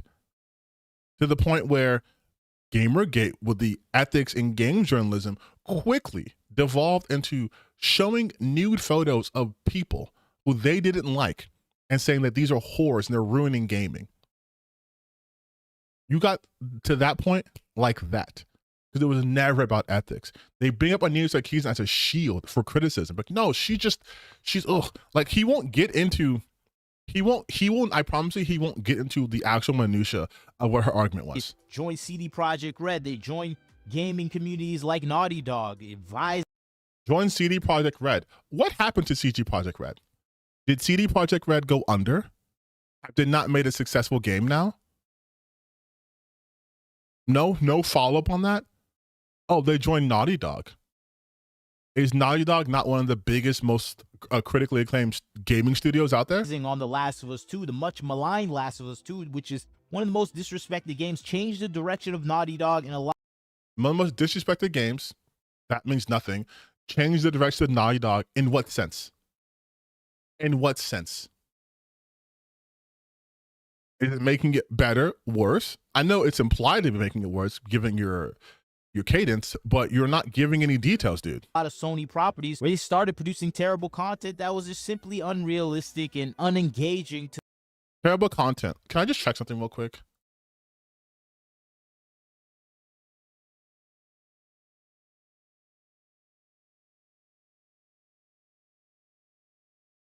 Terrible content, huh? Uncharted 4. Terrible content. 93 must play based on 113 critic reviews. 17,000 user reviews, generally favorable. But you said this was what again? Started producing terrible content that was terrible content. Terrible content. Was just simply unrealistic and unengaging to the gamer and player base. And I think this is what we see with so much titles that are coming out right now, where they're being made in a perspective that is just not in line with the gaming community that is out there. And I think that's the unfortunate part that we're seeing playing out here. We're seeing that same Gamergate tactic being used within the game development sphere in different parts, where we have marketing managers, we have advertising departments, we have community managers. Show me any proof of what you're saying. This is all I ever asked them to do. Because I do that. I will show proof. If I'm live streaming, I will go to and show proof. Or if I'm editing, I will show you the proof of my claims.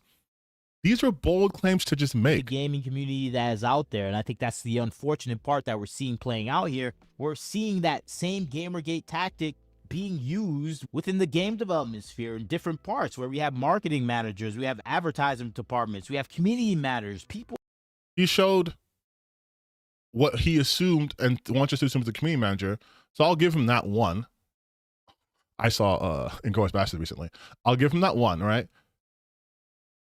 He has not shown anything else to back up his other claims. And those are the bigger claims. You're saying he has marketing. You have marketing. Different parts, where we have marketing managers, we have advertising departments.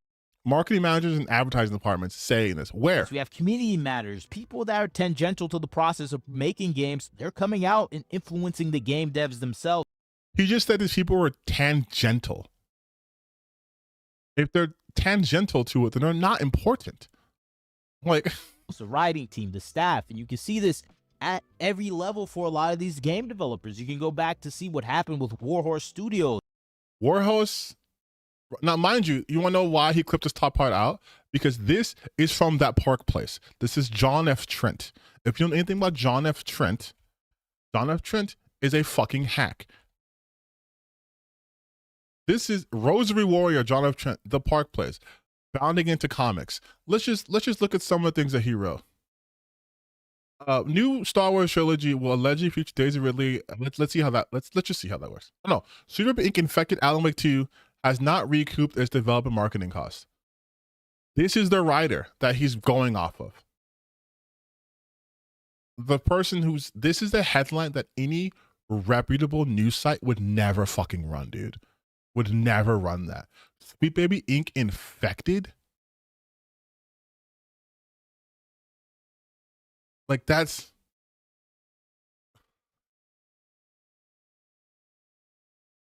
This also is not fucking news. They're just... On my birthday. This isn't news. These guys are not serious people. He writes for them and he writes for Bounding into Comics. That's it. That's it. Rachel Zegler's Hunger Games performs worse than Brie Larson's The Marvels. Unless you're Variety and you're talking about Sinners, you would never fucking write this.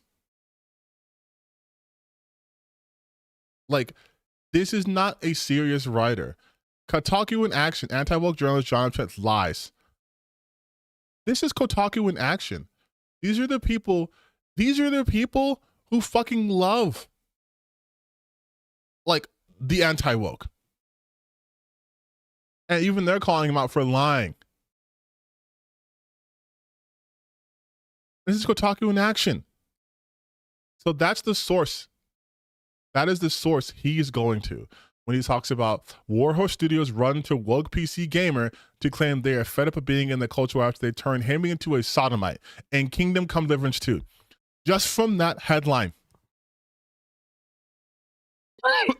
Just from that headline. And this headline worsens his argument. So much AI dating. Oh yeah, dude. I've done some deep dives. But like this right here makes his argument weaker, not stronger. And Kingdom Come 2, where they changed the entire gender preference for one of the main characters, and you can probably say there's the influence of the game reviewers and consultancy class, but you can say it's probably the people they hired too from the marketing and community managers, because this is... How would this be the marketing community managers? Daniel Vavra is literally on the anti-woke side. He is Gamergate. He is Gamergate. And the queer romance in this game, for the upteenth time, you have to intentionally...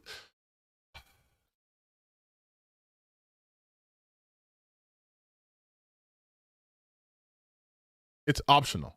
It's optional. It's optional.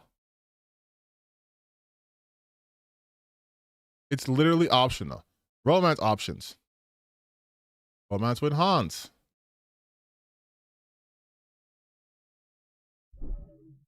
Oh.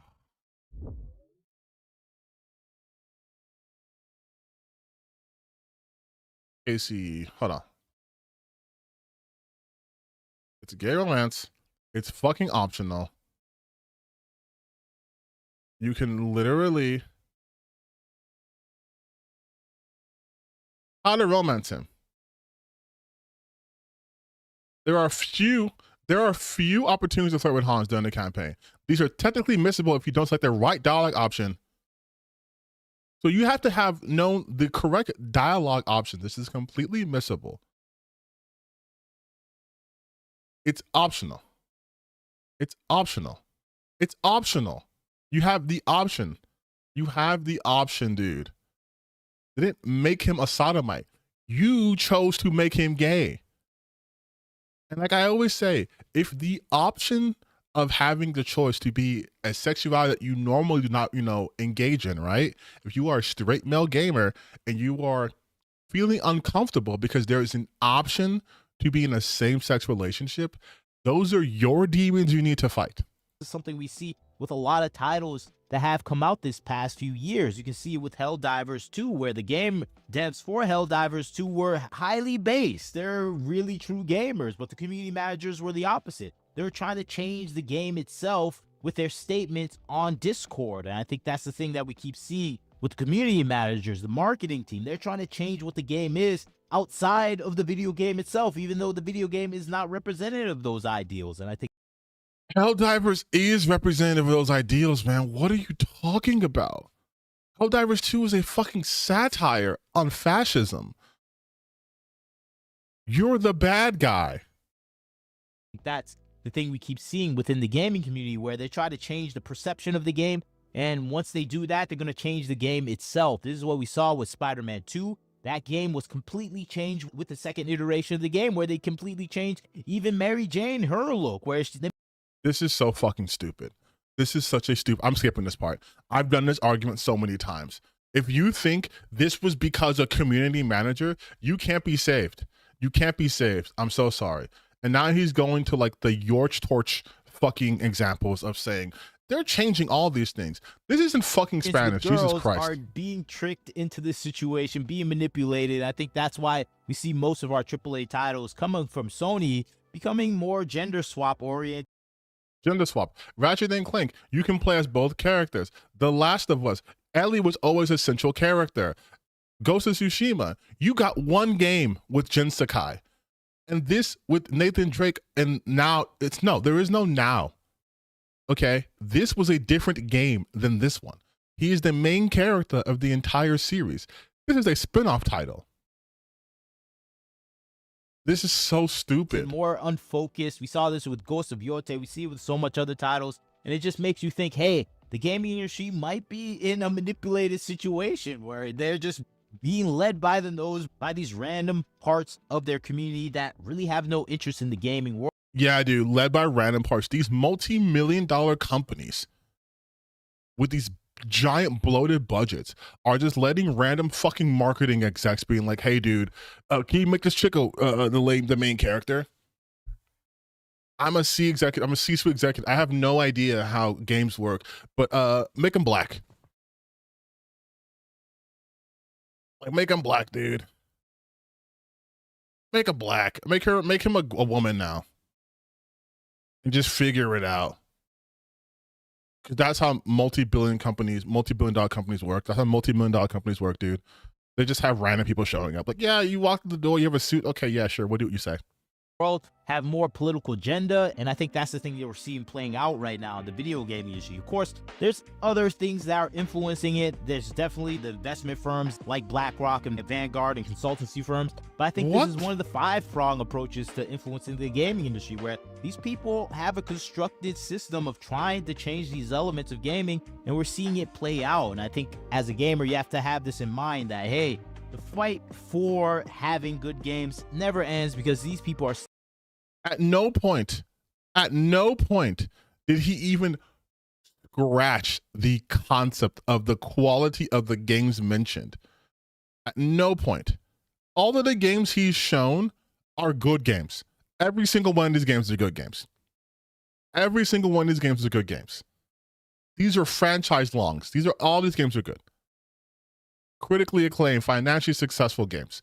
Like, what the fuck are you talking about? He used Kingdom Come Deliverance 2, which outsold the first game. People were saying that should have been the #1 RPG of the year. People were big on that game. And he's saying that these are bad games because there's gay people in it. Oh my God.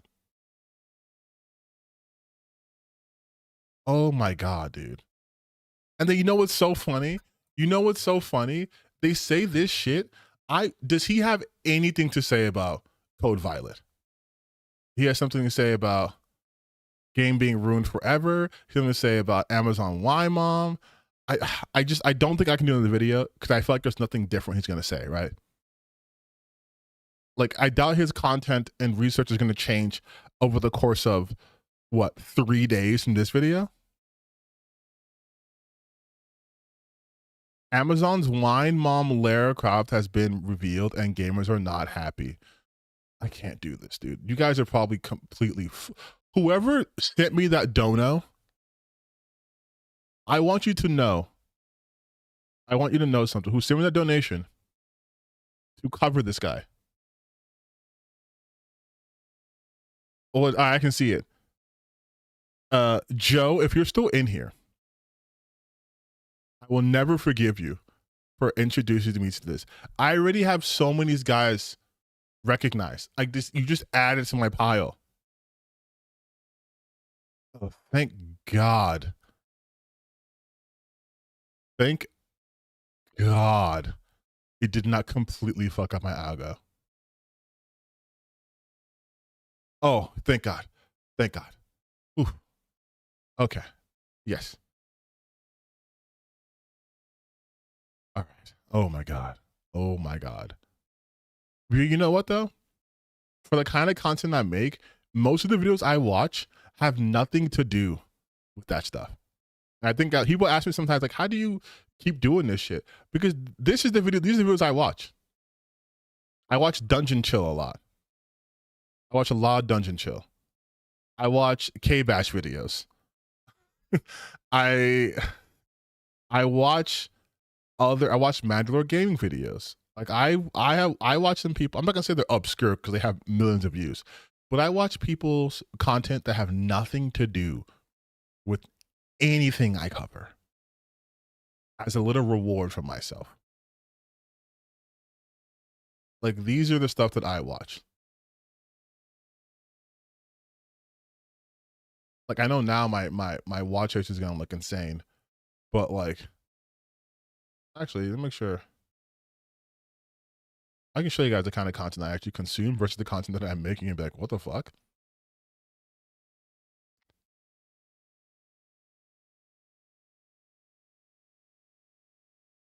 Yeah, okay. So I'll show you. Some of these ones I didn't actually watch. It's just I fell asleep and YouTube plays through them. And some of these they count as watches if you just scan over it like this, which I think is weird. But like, this is the music I put. This is what you guys saw me do today. I didn't watch this either, but it said that I did. But I watched Mortissimo Gaming. I've never watched this guy. It just said I did. I didn't watch that. I watched Dungeon Chill. I watched Chad. I watched random NBA highlight video, like NBA. I watched part of this Gamer Ranks video. I didn't finish it. I watched Josh Strife. Totally Pointless TV. I've been watching that recently. Sound clips, some of my own videos to make sure they sound okay. Like random YouTubers I never, like the first time I found this Redberry guy, didn't know who he is. Justice Core Grad, I just started watching that. I watched this one on stream with you guys. Gaming Harry, Dungeon Chill. I watched his video on Code Violet yesterday. Part of the Ackman video. And this is my workout music.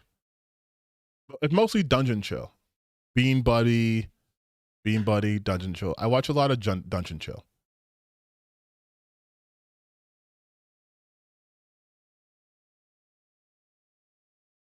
And this is just this week.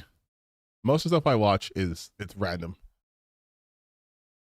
But yeah, but I don't watch lots of like, let's say like woke, anti-woke content. I do that when I'm working, like this is my job. But I do that when I'm like making a video. But otherwise I don't watch most of that stuff. So for those who are ever curious as to how do you keep what little remains of your sanity, put on a Dungeon Chill video, watch a K-Bash video, a Madular. Like, I'm a video essay fucking whore. I love watching video essays, even for content I don't normally consume. From content creators I don't normally consume.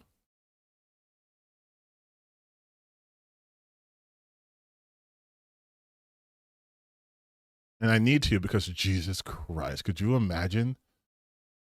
Could you imagine just watching that guy shit all day?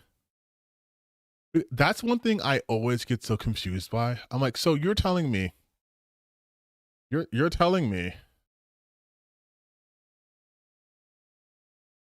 they called Wash Rat. I don't even remember what he was called. I don't remember he was what. I put Wagner.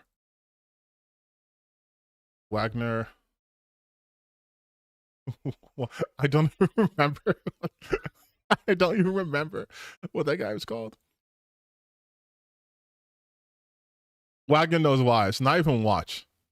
But like, we all saw it happen. You're telling me like you see this.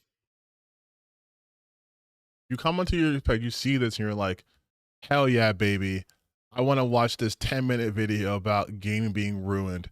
I want to watch this video about Netflix ruining Stranger Things and being gay. James Bond is one step closer to being a butch lesbian after the first light reveal. Like you're like, yeah, dude, this is the information that I want. This is what gets me fucking going.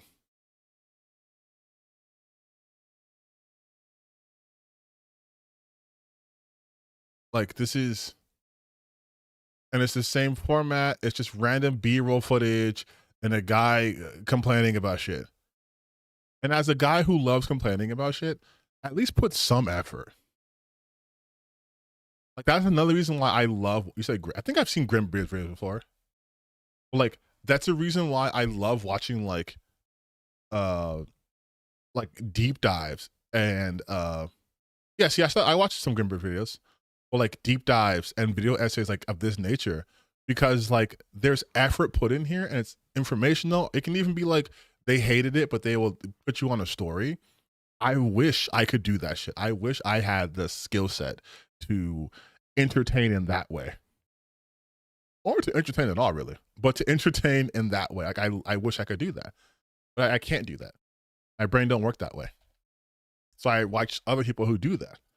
I understand why. I even understand if you're like, oh, I like watching Critical, right? I don't watch Critical.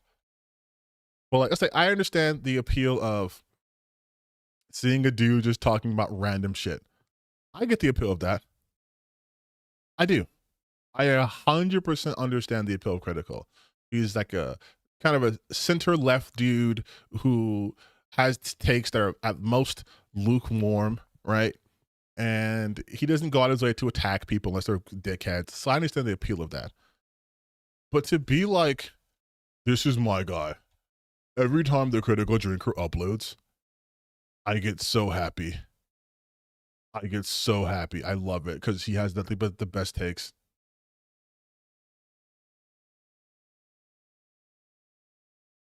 Like I love him. Every time I see him upload, every time I go to this channel,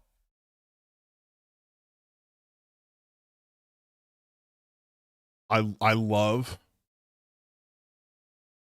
the fact that this guy just hates everything. And not even in a fun way. It's just short and fraud. It's just short and fraud. And these thumbnails are disgusting. But it's just short and fraud. Like, and obviously, right, you're gonna say, oh, well, they get more views. I know they get views. These are easy views to get because they're just shitting on things. They're not creating anything though, right? But like now that Kathleen Kennedy's, I didn't even watch this. Why did I say I'm watching this? But now that Kathleen Kennedy's gone, like, what are they gonna do? Oh, it's gonna be James Gunn again. Never mind. But like, you see this, and you're like, hell yeah, brother. This is the kind of content I need. I need every single month. I need every single day for you to tell me why this is terrible, why this is the worst thing ever, why this is the worst movie of all time. I need to know all those things. Like, if you get your news source from people like this, I do want to pick your brain, legitimately. If you get your news sources from Nerdrotics, from RK Outpost, from Critical Drinker, if you consume media through them, I want to pick your brain. I want to know what led you to that. Like, you see that in your inbox and you're like, fuck yeah, dude. Like, you see that shitty AI, thumbnail, you're like, hell yeah. I love that shit. I don't get that, dude. Like, speaking of AI, this is not a creator I have any beef with, but I can't understand. I can't understand him. Look at his Code Violet thumbnails. Like the Rad Brad, my brother in Christ, why are you doing this?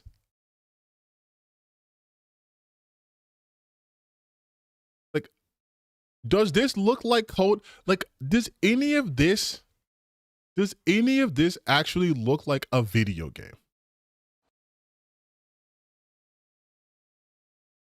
Like, look at his oldest videos, right? Like, it actually showed like the thumbnails. Like, oh, this is Spider-Man. Oh, this is GTA. Oh, this is The Last of Us. Oh, this is Fallout 4.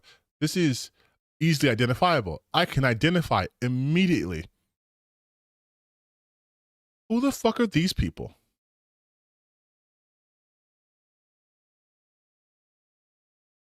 Okay, that's the Avatar. Okay, because the blue Navi. Okay, cool. This is not where Wens meets. Like some of the times he's showing like, oh, this is recognizable Marvel Invasion. Okay, cool. But like, this is not Dying Light. Who the fuck is this? That's not Milo Ventimiglia. That's not Milo. Like, look at this one and this one. Like, what? Why would you like? I just I see this and I'm just like, this took more effort. This took more effort than just having a screenshot from the game like you used to do. It's not even that like this is giving you more views. Like, this is supposed to be Hell Is Us. This is supposed to be Kronos. None of these characters are recognizable because Kronos is the suit. That's the thing. None of these people are recognizable. It's just random AI people. Like Big Boss. Like what did we do? We could play a game all day. We can go to a random thumbnail without looking at the title. Who are these people supposed to be? Like, what game is it supposed to be? Right? Like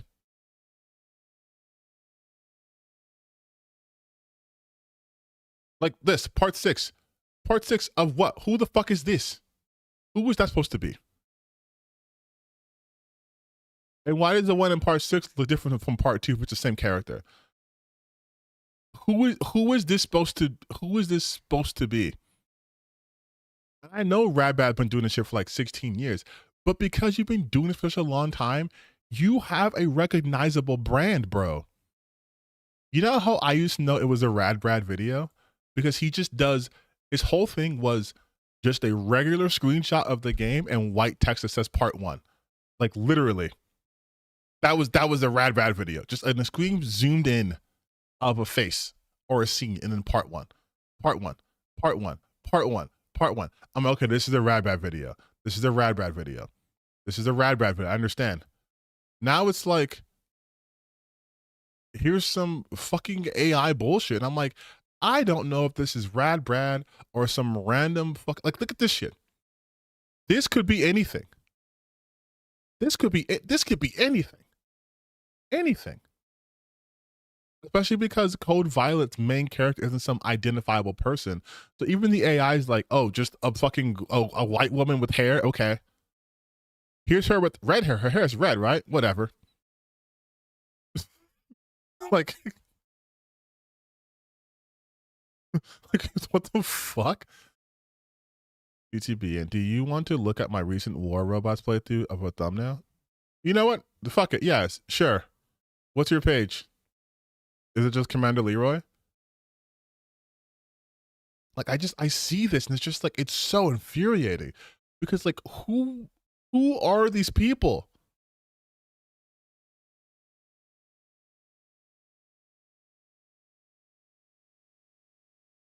Your thing is Warhammer 40K Gamer?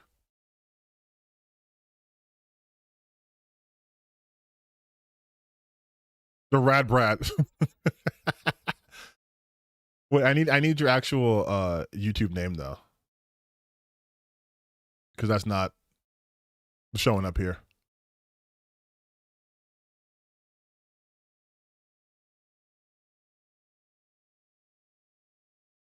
But like, it's just like, you look at these like AI thumbnails and it's just like, none of them look good.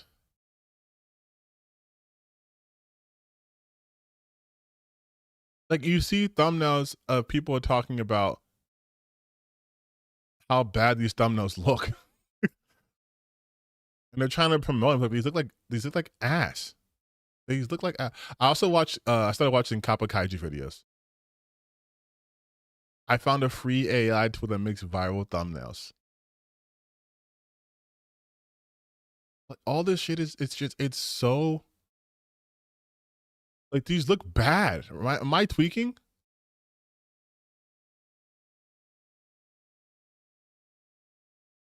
It doesn't even make you unique though. These all look bad.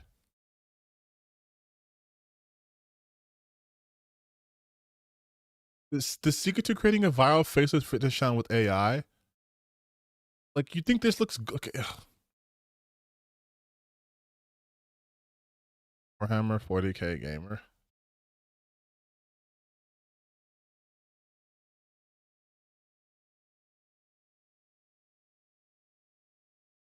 Okay. So you should probably just go by Commander Leroy.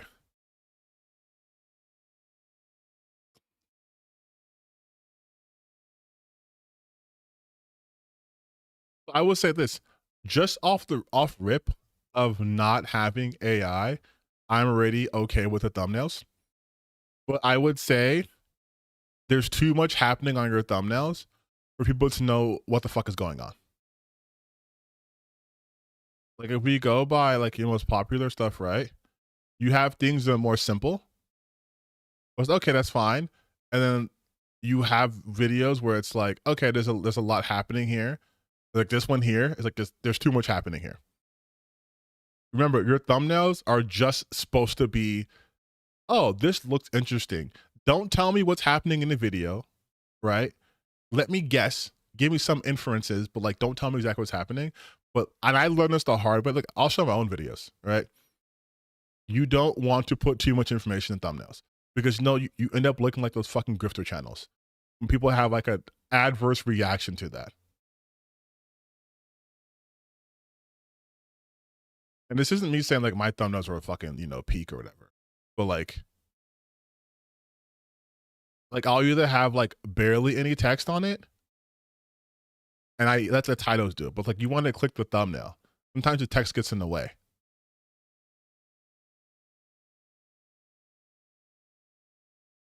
Like sometimes when you have too much shit happening on screen, it's like, okay, what the fuck am I looking at? What am I reading?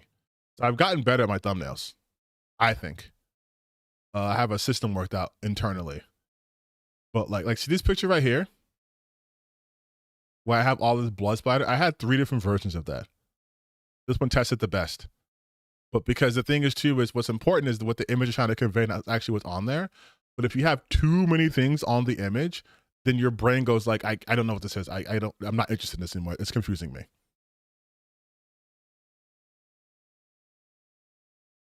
Like I try to keep it simplistic. You have thumbnails that are like, let's just look at like, I don't know, Dr. Disaster again.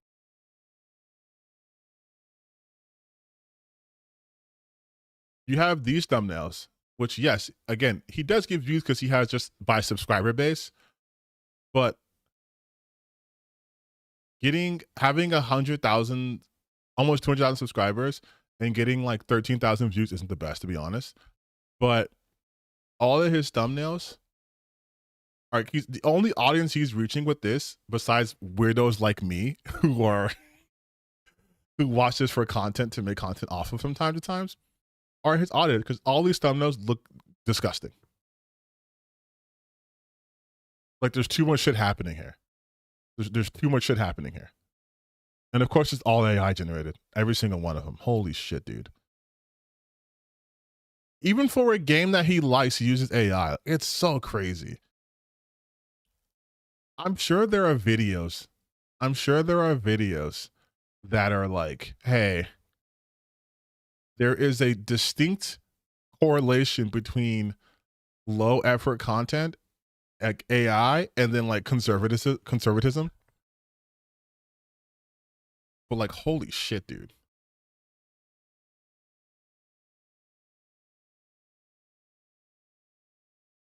I do wonder why though conservatives love AI so much. That has always interested me. Like, is it because like I might be overthinking it, but I'm like, I think let's see fucking bit.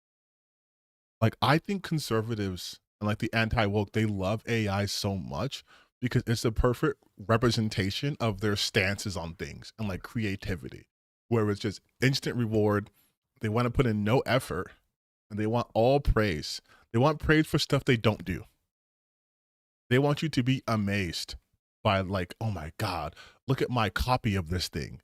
Look at what I did. Let me get the admiration. Don't look at like the actual artists who, took the time to learn the skills and work on this. No, I want that praise too. Gimme. I deserve the praise. Like how Trump wanted to take credit for like things that were already happening, but without his acknowledgement, but being like, no, I did this. I'm the reason why you guys got stimulus checks. No, you weren't. Elon Musk, I was a founder of Tesla. No, you weren't, but you bought your way into by suing the founders to say that you were. Like, I think that mindset becomes infectious when you start to adopt their worldview. And that's why like AI has been a boon for them. They're just like, hell yeah, I'm reaching my people. I'm gonna make the most disgusting AI fucking thumbnail and be like, if you don't like this, it's because you're woke. It's because you're a cuck. Like, look at this shit.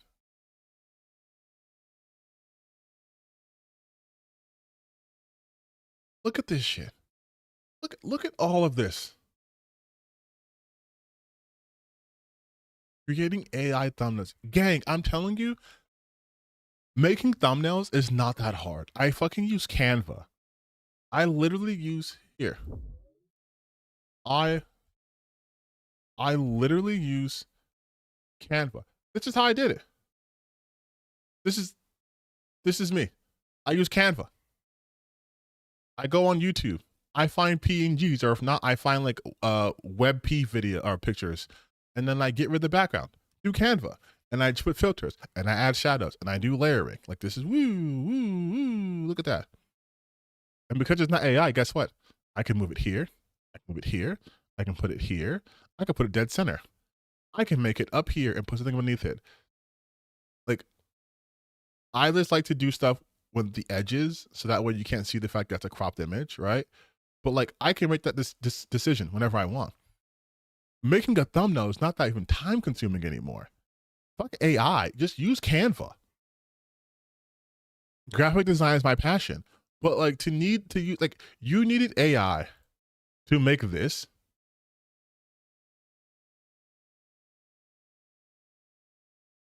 Like, you really need AI to do that. Would you want to click on this? Place it. AI themed YouTube thumbnail maker featured and inspired The Last of Us graphic. What do you look? What?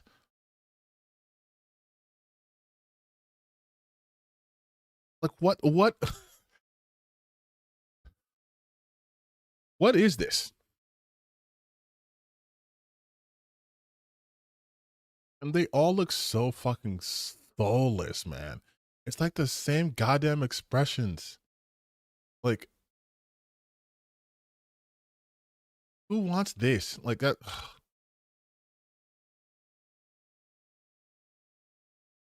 Who wants this? It's so boring.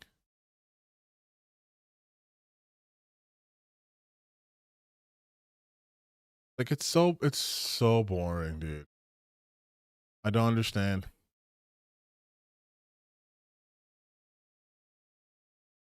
Like take for example.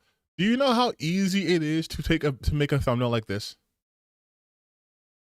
If you're this creator, this is not a real person. But if you're this creator, you probably have, like I have, a green screen. Take your camera, you get in a pose, you green screen yourself. And then you just find a fucking stock image of like, hey, okay, look at this. Let's do this something real quick. Let's just say, let's do a stock image of, let's say, people eating outside. Let's do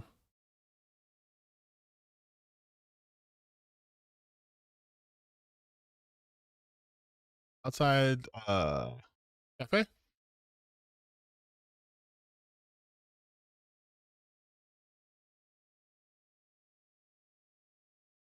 Get the images on it. Fuck it. We'll do this one.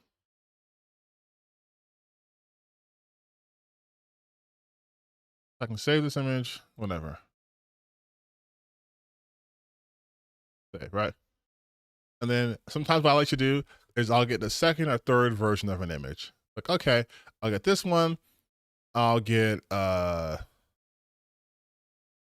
this one. And I'll get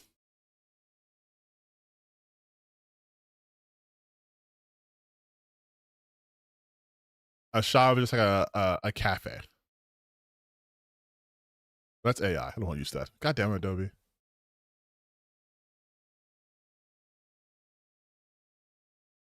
Boom. Go to Canva.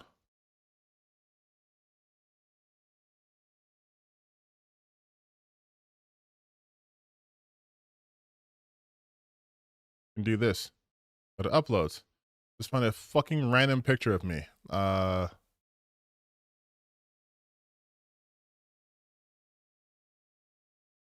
Whatever. Green screen. Background remover. Edit. This. Shadows. Boom. Make it bigger. And if I want to do that, I can just go to edit image. I can make it blurry. I can do whole image. I can give it like a little bit of a haze right here. Make it like a 15 intensity. Okay. That's the background. Done.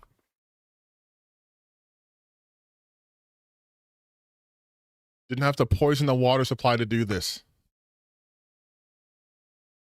That's it. If you really want to pop it, you can go to elements. You can add a gradient. I don't ever generate images. I go to the search. You can gradient. Do this. Boom.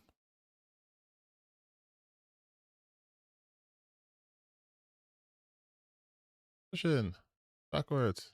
Oh, look. Now I'm in focus. And now you can see these things. And I didn't have to, again, burn down a small village in order to make this.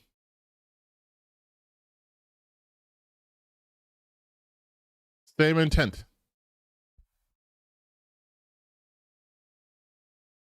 Like,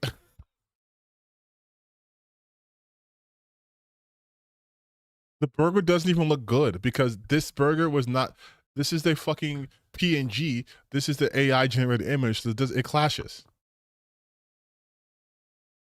And it's like, what's the intent, dude? Yeah, dude, this is, by the way, this is the face I do when I'm not being serious.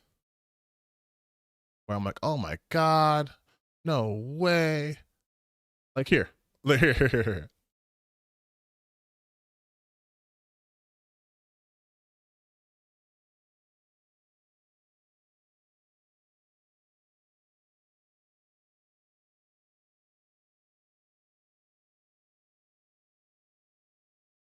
Watch this.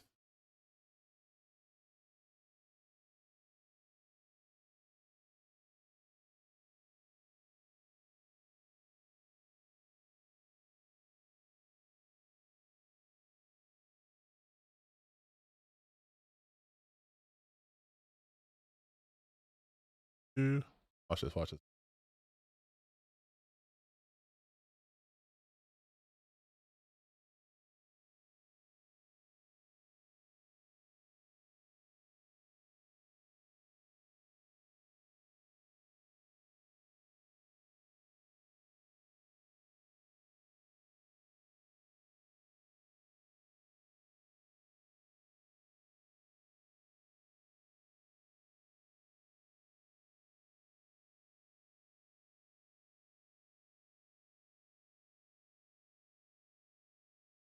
Do some League. I always do League Spartan.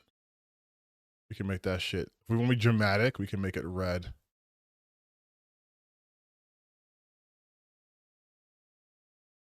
X. Shadow. Back.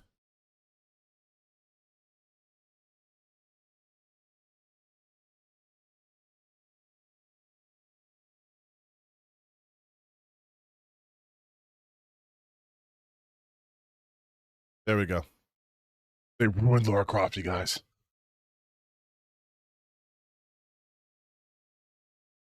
They butchered her.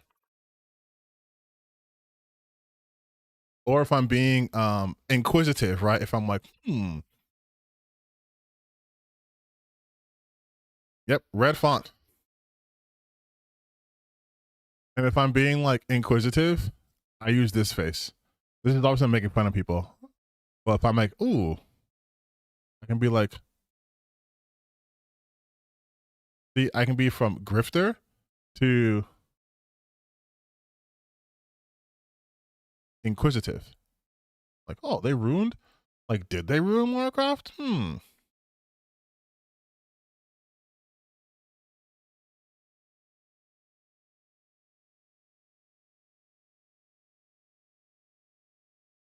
Now we're like, did they ruin Lara Croft?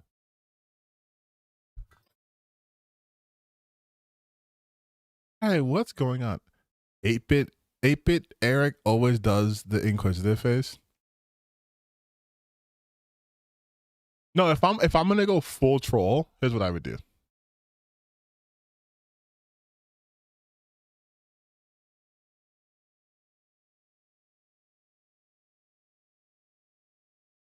If you ever seen do something like this, just know I am laughing. I'm legitimately trolling you. And if you ever see me switching sides, right, ideologically,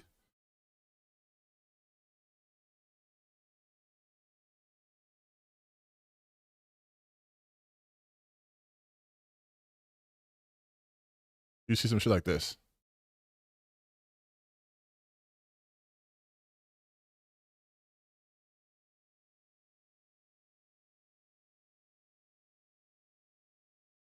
That's what you would see. You'd see me do some shit like this. I'd be like,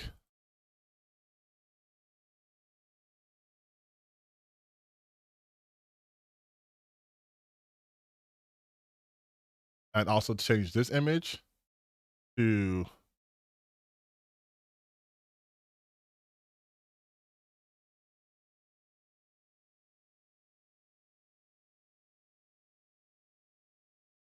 this is how you know I'm like, you guys, I'm desperate.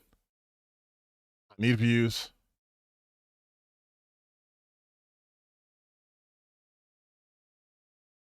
Need views, you guys. This is how you know I would be.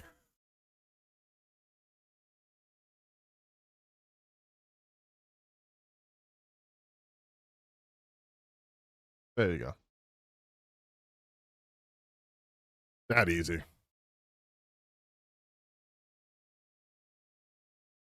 That's it. That'd be me if I was grifting.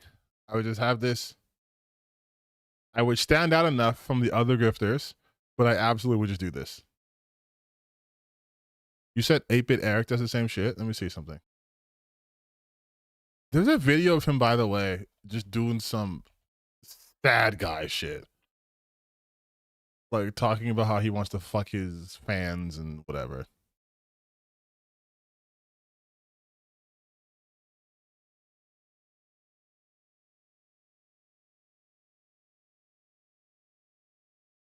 Oh, I see the pensive face. I see what you're talking about. I see what you're talking about. He gets drunk all the time. He's probably drunk right now. Hold on, let's just check. He's live right now. Let's just see.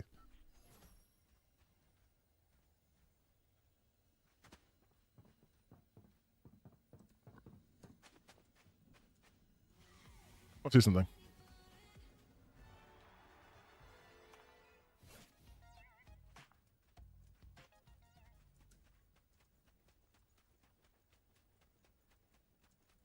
Just watching someone play Fortnite.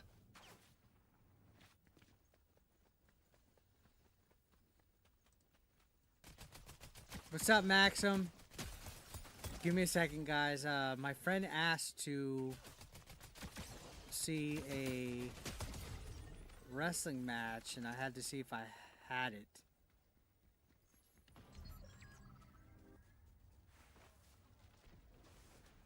Okay, I'm not gonna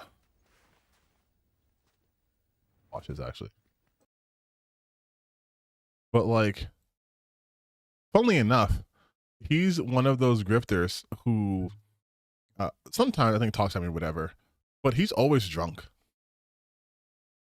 He's always drunk. And I think the last video he did, it was, let's see if I can find it. Because this shit is, like, that's also another reason why, like, when people like that try to come from me, I'm just like, okay, dude. Like, okay, you need this because things aren't going your way, right? It was, let me see if I have it.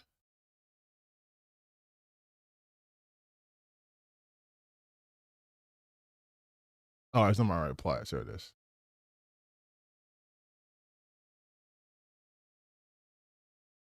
It was bad.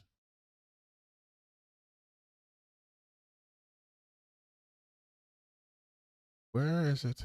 Here it is. You want, like, someone like this comes after you, just know that, like, this is the perfect encapsulation of all those incel loser fucking chuds who are like, they gotta be hot and smoking. Like, this is how they actually live. Kira,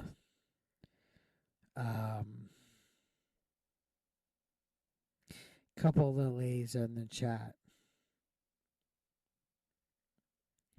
Like, I just want to come in your throat. You know what I mean? Face fuck you a little bit. Put my dick in your ass. And let you enjoy the fucking scenery outside our fucking, you know, destination. Like if there's like dogs are like, oh, let me bark at y'all because y'all are dickhead, you know what I mean? Like, I don't know. That's who they are. That's who he is. That's who he is. And I wrote, this is the most miserable incel shit I've ever seen. So just know, if someone like him or from his ilk is ever like saying, you guys are this and this and this and this and that, just know that's where it's coming from. Like, that's that.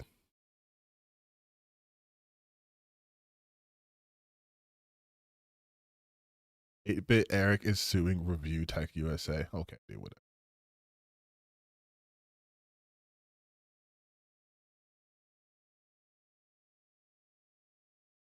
Just never end up like this.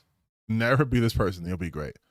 No matter what you do on YouTube, doesn't matter if you have like 3 subscribers, as long as you don't end up like this, consider yourself a winner. Oh my God. And that's on stream, bro. Like that's on his stream. Like, he gets on the stream, gets drunk, and just starts crying about how he wants to bone people. You shit, that's sad, dude. That is so sad. That is so sad. But I actually wanted to look at, not this guy.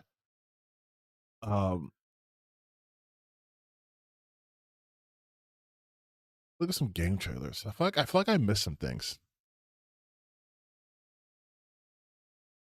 Fuck is Fallen? Oh no, I heard about this. I heard about that. These are AI. Again, AI thumbnail for trailers is such a weird. It's so weird to me, man. Divinity from GameStop. GameStop, you're fucking. Yeah, I don't even know. But GameStop is in such a weird fucking place. I think just gaming in general is in such a weird fucking place now. We have streamers getting drunk and talking about how they want to face fuck their audiences and whatever. It's so weird to me. And then they wonder why, like, and then you guys wonder why they get so adamant about the girls in games. It's because they can't talk to women in real life. They need someone who can't run away from them. And if by some stroke of luck, if they are like in a relationship or married, you know it's misery. You know it's misery. Because look at how they engage with women when they think no one's watching them. Look at how they act and how they talk. Like, it's crazy. Just it's wild to me. Entropy. No, there was a game I just had in my brain. I just lost it. Where I was like, oh, this is really interesting. I don't think it was here. Ah. God damn it. It was something. I said games are in the weird space. Oh. This is what I wanted to see. I wanted to watch the Code Violet video. I want to watch the game ranks. Code Violet. Actually, I'm not good at it. Let's watch watch Second Wind. Let's actually support some people. Let's watch Second Wind. This video is brought to you by PlayTracker, the app that tracks your cross-platform game library. I did talk about them a little bit in terms of Team Kill Media, but I didn't go in depth. Achievements, This stats, probably goes in and more. depth. Stick around to the end to find out more.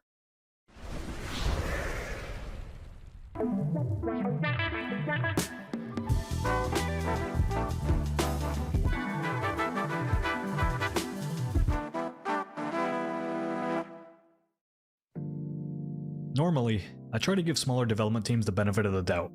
I find that many try to punch above their weight to varying results. Unfortunately, there are those that do take advantage of the goodwill so many provide the indie scene. And the developer of the recently released Code Violet. Just so you guys all know, though, if Code Violet was on PC, I 100% would have been streaming this game. It seems to have adopted a pattern over the last few years that I think is worth calling attention to. I remember covering the first release from Team Kill Media, Kings of Lorne, back around 2018. The team was showcasing some pretty cool looking assets on social media that caught my attention for their use of Unreal Engine 4 and their flashy trailers. At the time, I remember thinking this was a small team looking to exceed expectations and creating an intriguing dark fantasy game. Unfortunately, when Kings of Lorne finally released, it was heavily panned for being half-baked, buggy, and not really what was advertised.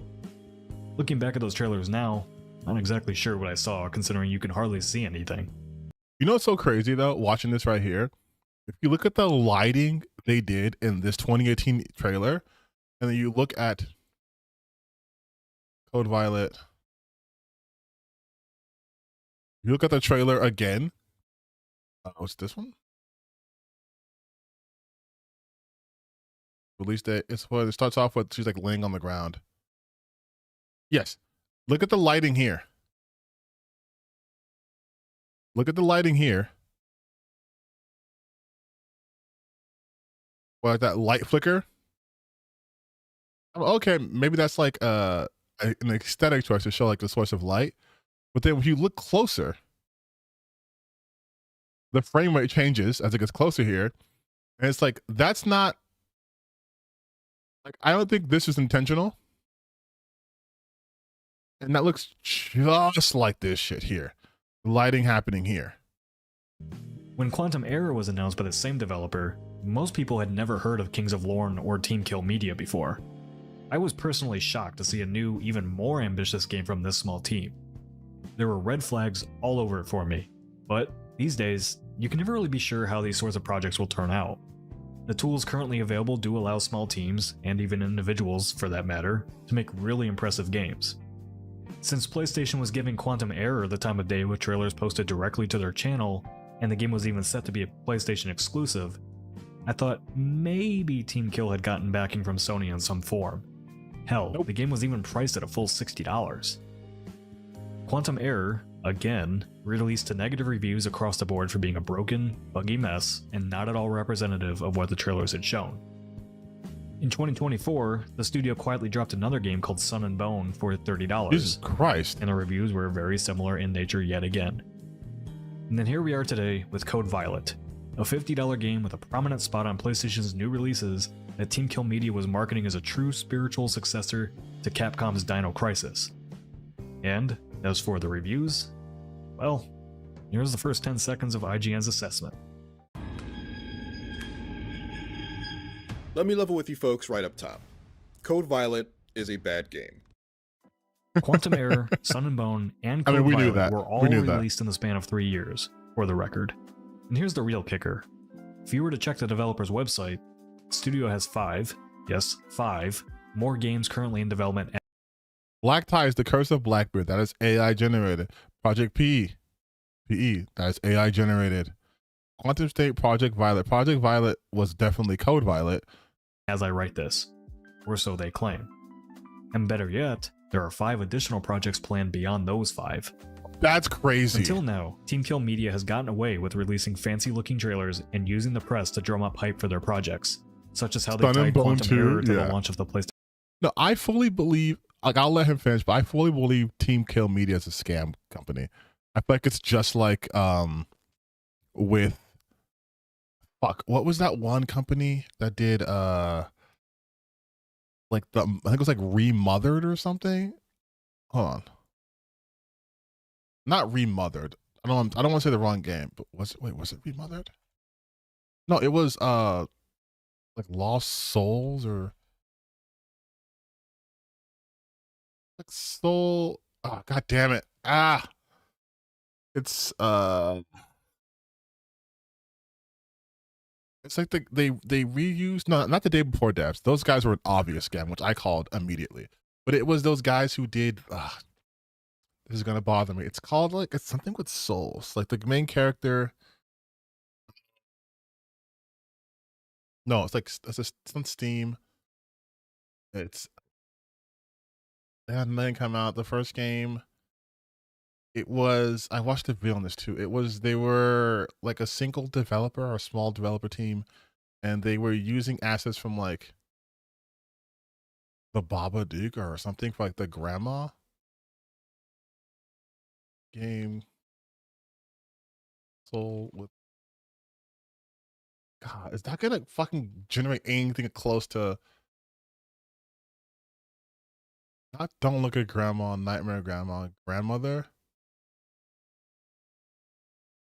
No, no, no, no, no, no, no, not Grandmother. I swear, oh my God, this is going to bother me. Ugh. God, I hate my brain sometimes. Oh, I can't move on from this. I cannot move on from this.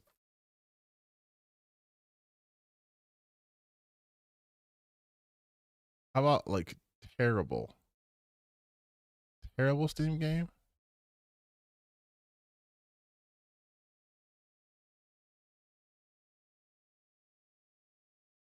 Not Supernatural.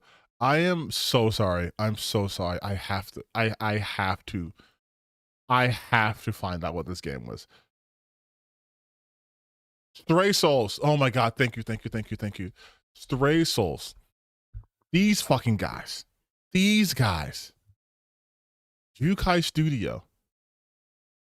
They shut down and then they made another game called I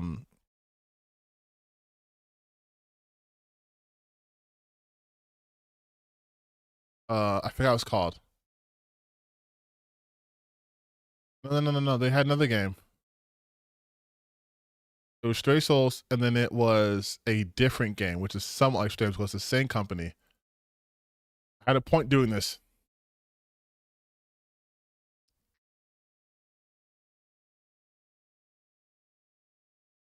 They did Stray Souls, and then they did another one. Yukai Studio rename.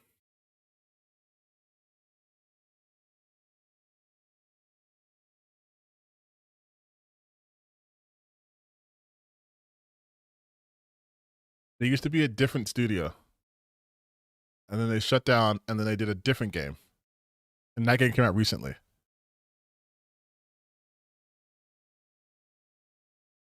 Yukai Studio closes its doors hours at the publishing partner versus Evil 2 months after the launch of its debut game, Stray Souls. Yes, but they made a different game. They made another game. I swear, I promise you. Was it Bleakhaven? Yes. So, Bleakhaven. Oh my God. Thank you. So, Bleakhaven and Yukai Studios. So, Hitori Day Productions and Yukai Studios are the same company. They're the same creators. If you look at Stray Souls, right?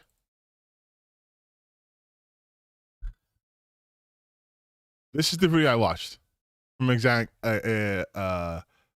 from Tony. So if you watch anything to do with Stray Souls, let's just briefly watch this video. Like if we actually. Martha, and in a wacky twist, she's our across-the-street neighbor, and gives us a lore dump about her grandma, which kind of boils down to her being exactly like the grandma from Hereditary. The TLDR Hereditary, that was the movie they copied. Cult shit, and Martha wants us to investigate the house because there's locked. So we tell Martha. But you look at like. Why? What the fuck? What?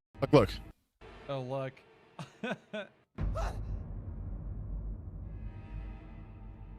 Dude, why is it just the same? Why? What the fuck? Why? Why is it like forcing us to see it? If it happens again, dude, I'm walking away. Okay, somebody is definitely fucking with me. Might as well stay busy though. Not like I'm gonna get. So this is Stray Souls. Are we just completely? Oh. What? There's nothing there. Oh, the third time. The So this is third fucking time. So this is Stray Souls, and then he also did Bleak. He also played Bleak Haven.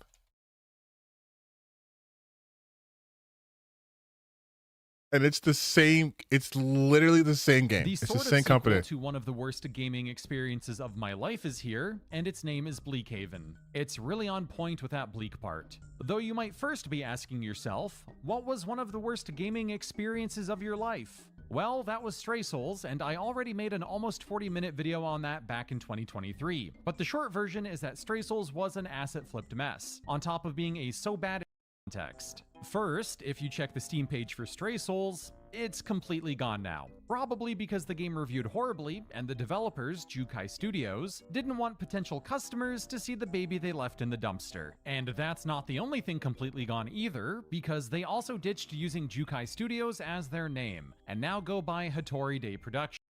So same thing. So all this roundabout way to say is I also get the same vibes from the studio team from Team Kill Studios. PlayStation 5 and build Code Violet as a spiritual successor to a successful franchise. But the internet seems to have caught on to the pattern following their fourth release game. Back in January of 2025, the studio made the claim that they wouldn't release Code Violet on PC because they didn't want people to make sexual mods for the game. I can imagine why. In truth, I do think there's a more nefarious reason for this decision. Steam reviews would have utterly buried Quantum Error had that been released on PC, and the same would have happened for Code Violet. Both Kings of Lorne and Sun and Bone released on Steam, but those had a lot less attention and hype surrounding them. PlayStation's refund policy is notoriously strict, and people who don't know any better, as they didn't with Quantum Error, are stuck with games if they buy them. Once you download a game on PlayStation, you can no longer refund it in most cases. For the record, Quantum Error was planned for Xbox and Windows, but never made it to either platform after Team Kill made the claim that the game was in an unacceptable state on the Xbox Series S because of the hardware. Yeah, and okay. then never talked about it again. I don't That's think it's why. worth discussing the studio's social media usage in depth, but let's just say it's not great. They tend to get involved in whatever controversy is popular at the time, whether it's console wars or a bunch of internet losers whining about how hot digital video games. Exactly. See, and I mentioned that shit. I mentioned that shit in my video. How much they were just pandering to like whatever audience, they're pandering to the woke, the anti-woke audience. And I also mentioned how they do shit for attention. Whatever drums up attention for the shit they're releasing. Characters need to be. Hence, one of the studio's big marketing beats for Code Violet was being a bit cheeky. This is probably a bigger conversation for another video, but the fact that companies like Sony and Nvidia keep promoting products like The Day Before, Quantum Error, and Code Violet, and face zero consequences for doing so. That's what, you know what? I might do a video on that too, because I was thinking about that same shit. Someone was talking about, when I watched that Dr. Disaster video, they're talking about how this is ruining their reputation. I'm like, bro, they have like Life of Black Dragon. Like Sony's reputation when it comes to quality of their platform should not be pristine. Oh, hold on. Alan Wake 2 was said I'm good. TTBN just beat the first time. Did you like it? I loved Alan Wake 2. That shit was awesome. I know some people are like, oh, it wasn't scary. It wasn't Alan Wake. I had a fun ass time at Alan Wake 2. I love that shit. That shit was so random and fun. I even played all the DLC. When the games are released as broken messes, or in The Day Before's case, not at all what was advertised, is not great. To be openly endorsing those projects on their channel speaks to the complete lack of quality control by these companies. You would think that they would get private looks at these games to make sure they're real This is literally the game I was talking about. Life of Black Tiger. Like we have the same brain. products that accurately depict what they're promoting before putting their brand behind it, but that very often doesn't seem to be the case. Yeah, they said the first Alan Wake was more like psychological horror and scary, and the second one is not as much. I don't think it's true, but you know how people got on the internet. They have to be contrarian. In 2026, I think it's important that both platforms, and the press for that matter, start better vetting the games they're providing promotion and coverage for, Considering the now common use of Gen AI, the constant stream of asset flips across all platforms, and the deceitful marketing tactics that have been around for years. That's crazy. Hold on, wait. There's a game called Routine out, and so they made one called Cyber Routine. Hold on. What's that Skyrim looking game? The Black Tiger. The Black Tiger was one of the worst PS4 exclusive games to ever happen. But hold on, wait. So that was wait. So Routine is a horror game. I've been playing Routine on and off. Why is it showing like this? Spooky. Try this again. There we go. So Routine is a horror game. Spooky horror game, right? This one says Cyber Routine. Oh, of course no one's playing that game because you guys are fake gamers. But look at the routine. This is how they get you, by the way. Look at if I go to Routine, look at how that looks, right? You see how it has like the blue little strings on it? Now look at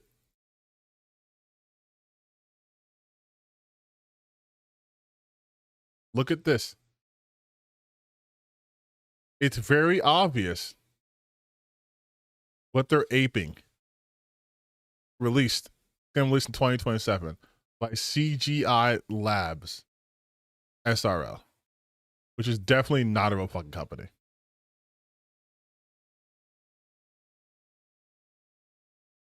It's so fake that it doesn't even have a description. It says you're likely referring to Routine.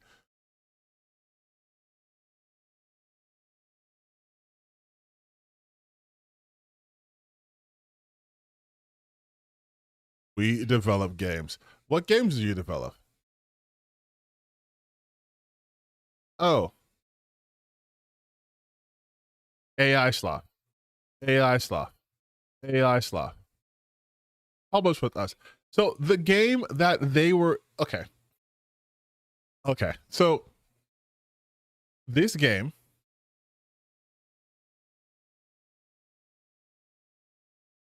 called Cyber Routine, right? That you're watching, you're seeing it here. Right here. This is Cyber Routine right here. Just announced. We try to go find out about it. It was just announced. We try to look up information on this game.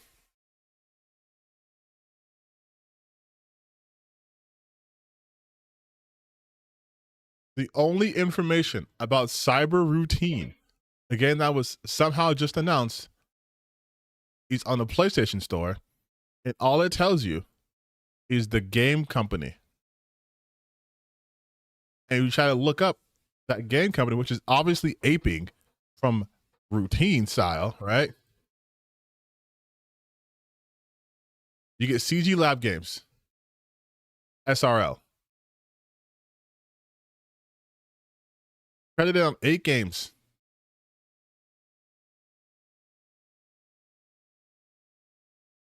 And when were they founded? About us. Meet the team. Okay. Where's the team? Where do I meet this team? Just publish with us? Read more. Okay. Hiss us. Looking for a publisher at CGI Lab Games, which sounds like a real company. We're always on the hunt for fresh ideas, bold creators, and groundbreaking games. Whether you're a solo dev, indie studio, or growing team, we've got the expertise, resources, and passion to bring a vision to life. And to players around the world, let's team up and make something unforgettable. Your game, our support, global success. Pith us. Publish 100 games, years in game dev, 5+, marketing, game distribution, or creation. Idea submission, evaluation analysis for preparation. Creative freedom. Look, man.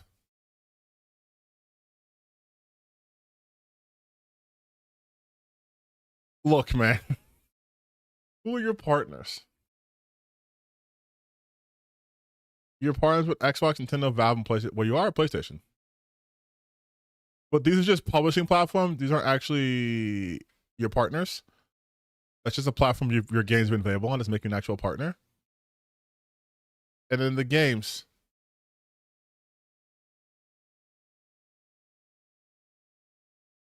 What game will look interesting? Let's do Veins of Darkness.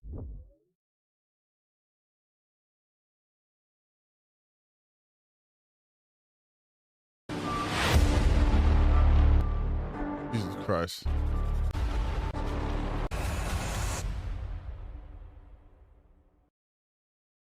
So asset flip, right? Developer, publisher. That doesn't seem interesting. Wouldn't the publisher be CGI Labs? No? Games we've published. Explore exciting titles we've published. Steam, Dog Brew. Under different publisher. Interesting. Weed X. The one game they have under their title.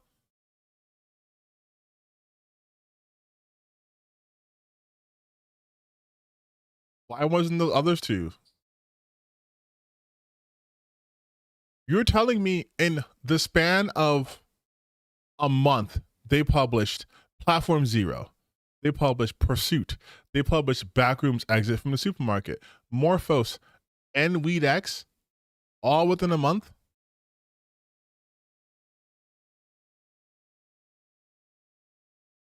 And these aren't even like separate by a long period of time. This is a day in between. This is a week later. This is 2 days after. This is like 2 weeks later. This is an AI slot factory.